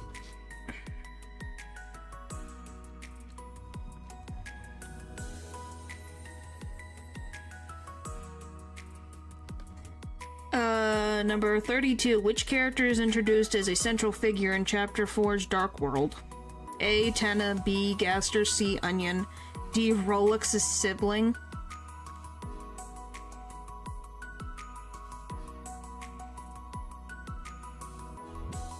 Natural? Are you sure you're not joking with me? What do you mean? Tenna is not the correct answer. Onion is not there. Rules doesn't... What is this question? This is... What? I know this cannot be right. What do you mean? What character is introduced as a central figure in Chapter 4's Dark World? I feel like you're being... I feel like you're tricking me. So, question 32 isn't scuffed? That's what I thought, because I'm looking at these answers and I'm like, none of these are true. Unless there's some frickin' tiny itty bit of lore that I don't know about. Which is possible. Number 33. Chapter 4 expands on the Roaring Prophecy. What detail is emphasized? A. The angel will return. B. The heroes may not prevent it. C. The night is benevolent. D. Light and dark are illusions.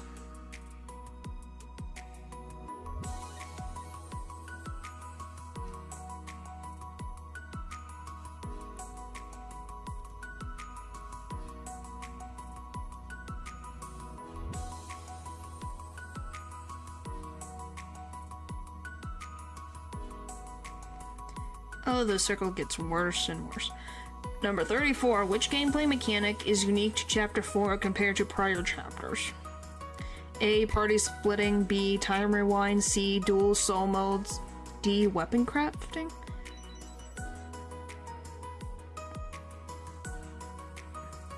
Which mechanic is unique to Chapter 4? But my phone charging should be fine. Okay, first question. Natural. What do you mean by dual soul modes? What does that mean? Is technically accurate? I guess that's technically accurate. And number 35, in Chapter 4, Noelle struggles with what inner conflict?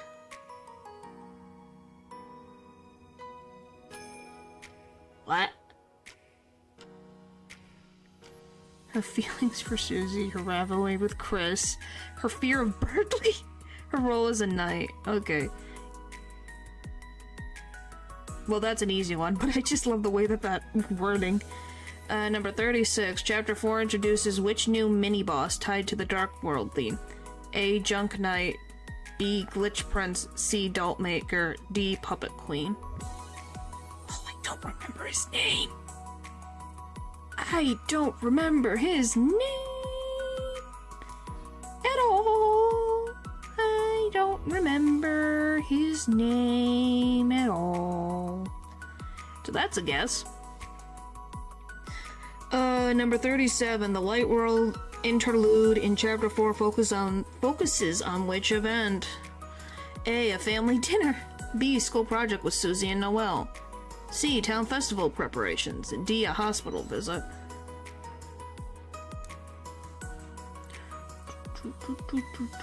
Some of these are becoming squares instead of circles. Number 38. Which cryptic figure communicates indirectly with the player during Chapter 4?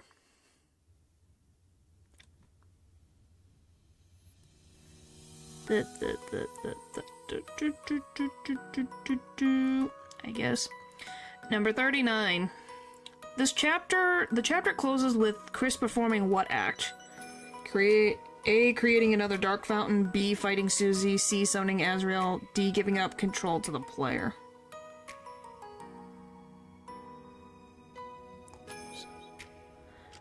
Chapter 4.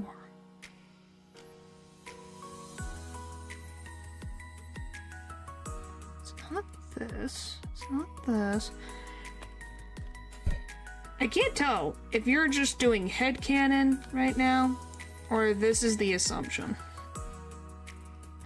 Okay, last one, 40. The overarching theme of Chapter 4 is most tied to A. Family bonds. B. Control and autonomy. C. Revenge. D. Comedy and parody. Whee! Okay, finished. Do you guys want to see my answers? Some of them I know are probably wrong.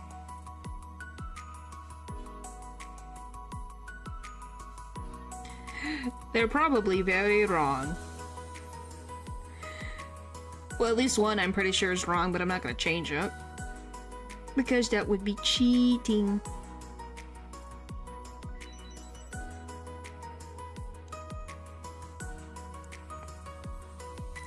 Bum bum.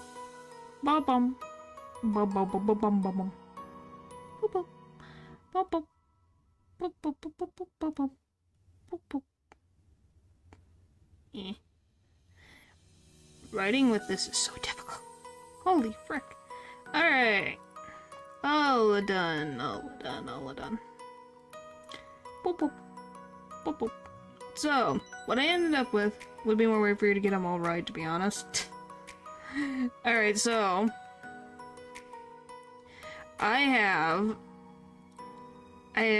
B, B, D. I'm pretty sure it's supposed to be B. But I think diamonds because he likes being shiny. B, B, B, B, A, B, C, B, B, A, B, D, A, B, C, A, B, B, D, B, E, A, B, B, A, C, A, D, B, B, B, A, C, B, A, B. That's my guess. And some of these I am very competent on, and others I am completely incompetent. I'm asking for a refund. I didn't make the exam. Natural did, so you can't blame me for the actions of someone else. So, yeah.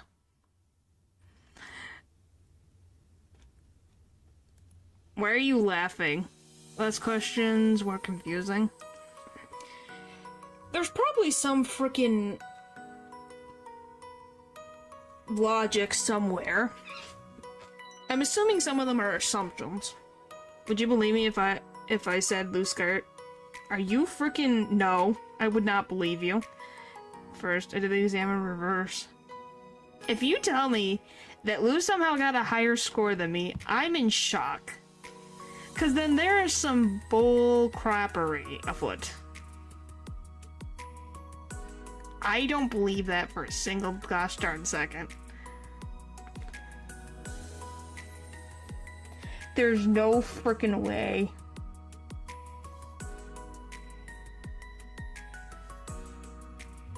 I got less than 21 points. What frickin' thing do you have?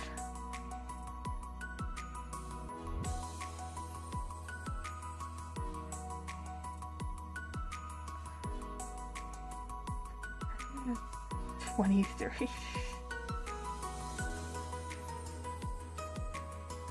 You really are so happy about those 23 points, Lou. Golly. Oh. No, I'm just kidding, but you did get a 25 out of 40. Wow. So yeah, some of those questions are freaking weird. Hey, I did pretty good, though. So I got one more question right, if we include the one that you got wrong. So some of these are weird assumptions. So, Natural, I need you to answer me on the thing. You gotta see some of the word questions were smart. Yes, they were. And some of them where it's like, I need context. I need context. Why are you going haha? I got more points than you, Lou, so why are you going haha? I should be going haha. Because look at me, I have more points than you. If we're going to be laughing. If this is the type of test not passes, then I get why students hate him. Only two? I think that tells you I know a lot more than you do then. So, haha. Ho ho ho ho. But yeah. So if I'm never even gonna know, I'm going to say I need to know one answer though. Was any of the ones with Gaster as an answer? Was Gaster the correct answer? I genuinely need to know this. I need to know. You don't have to say which one, I'm asking if one of them is. So that's not technically breaking your rule of the answer key. So I need to know. I need to know immediately, please. Please, please, please, please, please. But yes, I wouldn't be surprised if Natural did this to his own students, and the own students are like, yep. Yep, this is a thing. This is a daily.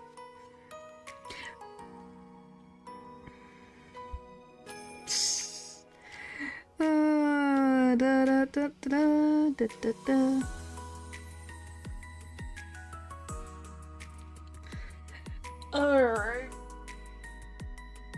So, what did you guys think of the PowerPoint? We finally finished it. Anything new that you learned? I'm gonna see how bad I did.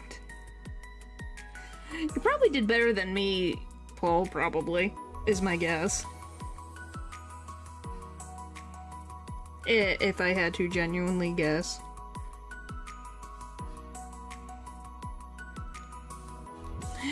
It seemed like a lot of work. It was. But it was fun.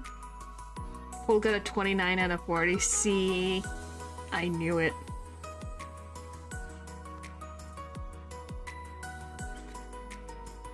The freak route, I didn't know anything about it before. Yeah, very interesting, isn't it? It's weird. It's weird. Yes, Paul?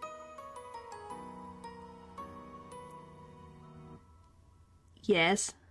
Wait, what question were you asking? I was asking, is any of the questions where Gaster is an option? Was Gaster a correct answer for any of them? And well, Bo, since you did that one comment on Gotcha. Hey, it means that I did pretty well explaining, if I say so myself. So yeah, is Gaster one of the correct answers? Because I haven't really looked into Gaster during the whole thing, because I didn't even know if he's technically confirmed. I guess technically from his music.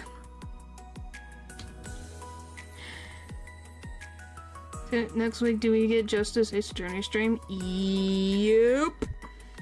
I didn't do it this week because I was doing this. Yeah, two of them were. Okay. Why do I have caps lock?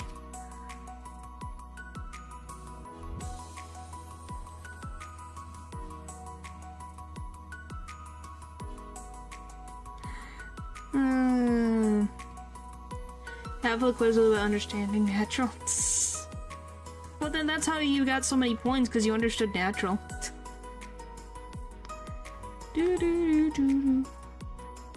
This was way more fun than I expected. Well, yeah, you can see why it can be fun. Alright, so I'm gonna end for the night. We did it! Yay! It's done! It's done! It's done! It's done! Obviously, tomorrow is, Fear and Hunger. We're playing with Maruk or Marco. So, yeah, thank you guys for watching the stream. I'm glad you enjoyed both of them. So I'll see you guys next time. Given that you don't really care about it much, what if you stop those streams? I can stop them if you want. I could play them offline. It doesn't matter either way. By the way, I was silent. Well, thank you. But yeah. I can just... No more gotcha. Till you get the will back. Yeah, I guess. Like I said, I want to know the story. It's just taking so freaking long. Because it's mostly reading. Yeah. That's the thing that I will say with ZZZ and Honkai Star Rail. It's mostly reading, which I don't mind. But to get to the interesting stuff, there's a lot to sift through right now. Like a lot. And most of you guys don't find it that interesting either. It's been pain. Yeah. No, I'm asking about PowerPoint are you gonna make next? Maybe it could be Lies of P.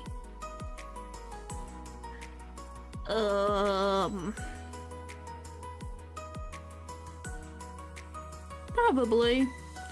We'll probably finish Lies of P before I finish A Night in the Woods. The story of Deltarune, you say? Yes, I finished the story of Deltarune. So freaking long. But it's really heavy on the lore. If you do, we should make the exam.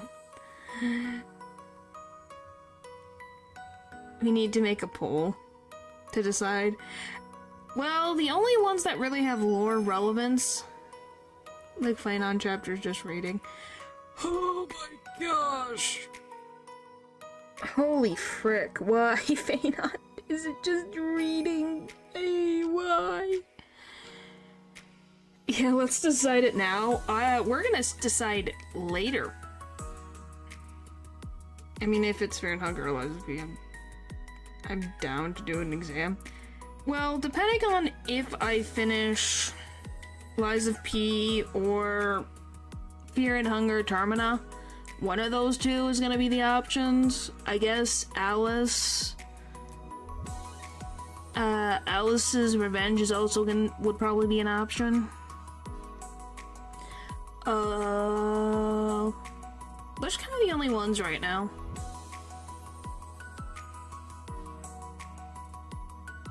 Really, story-wise. Well, Persona 5, but that's still gonna take a while. Yeah, me do a Persona 5 Royal Explains. There's another one, so... Obviously, it will take a while no matter what.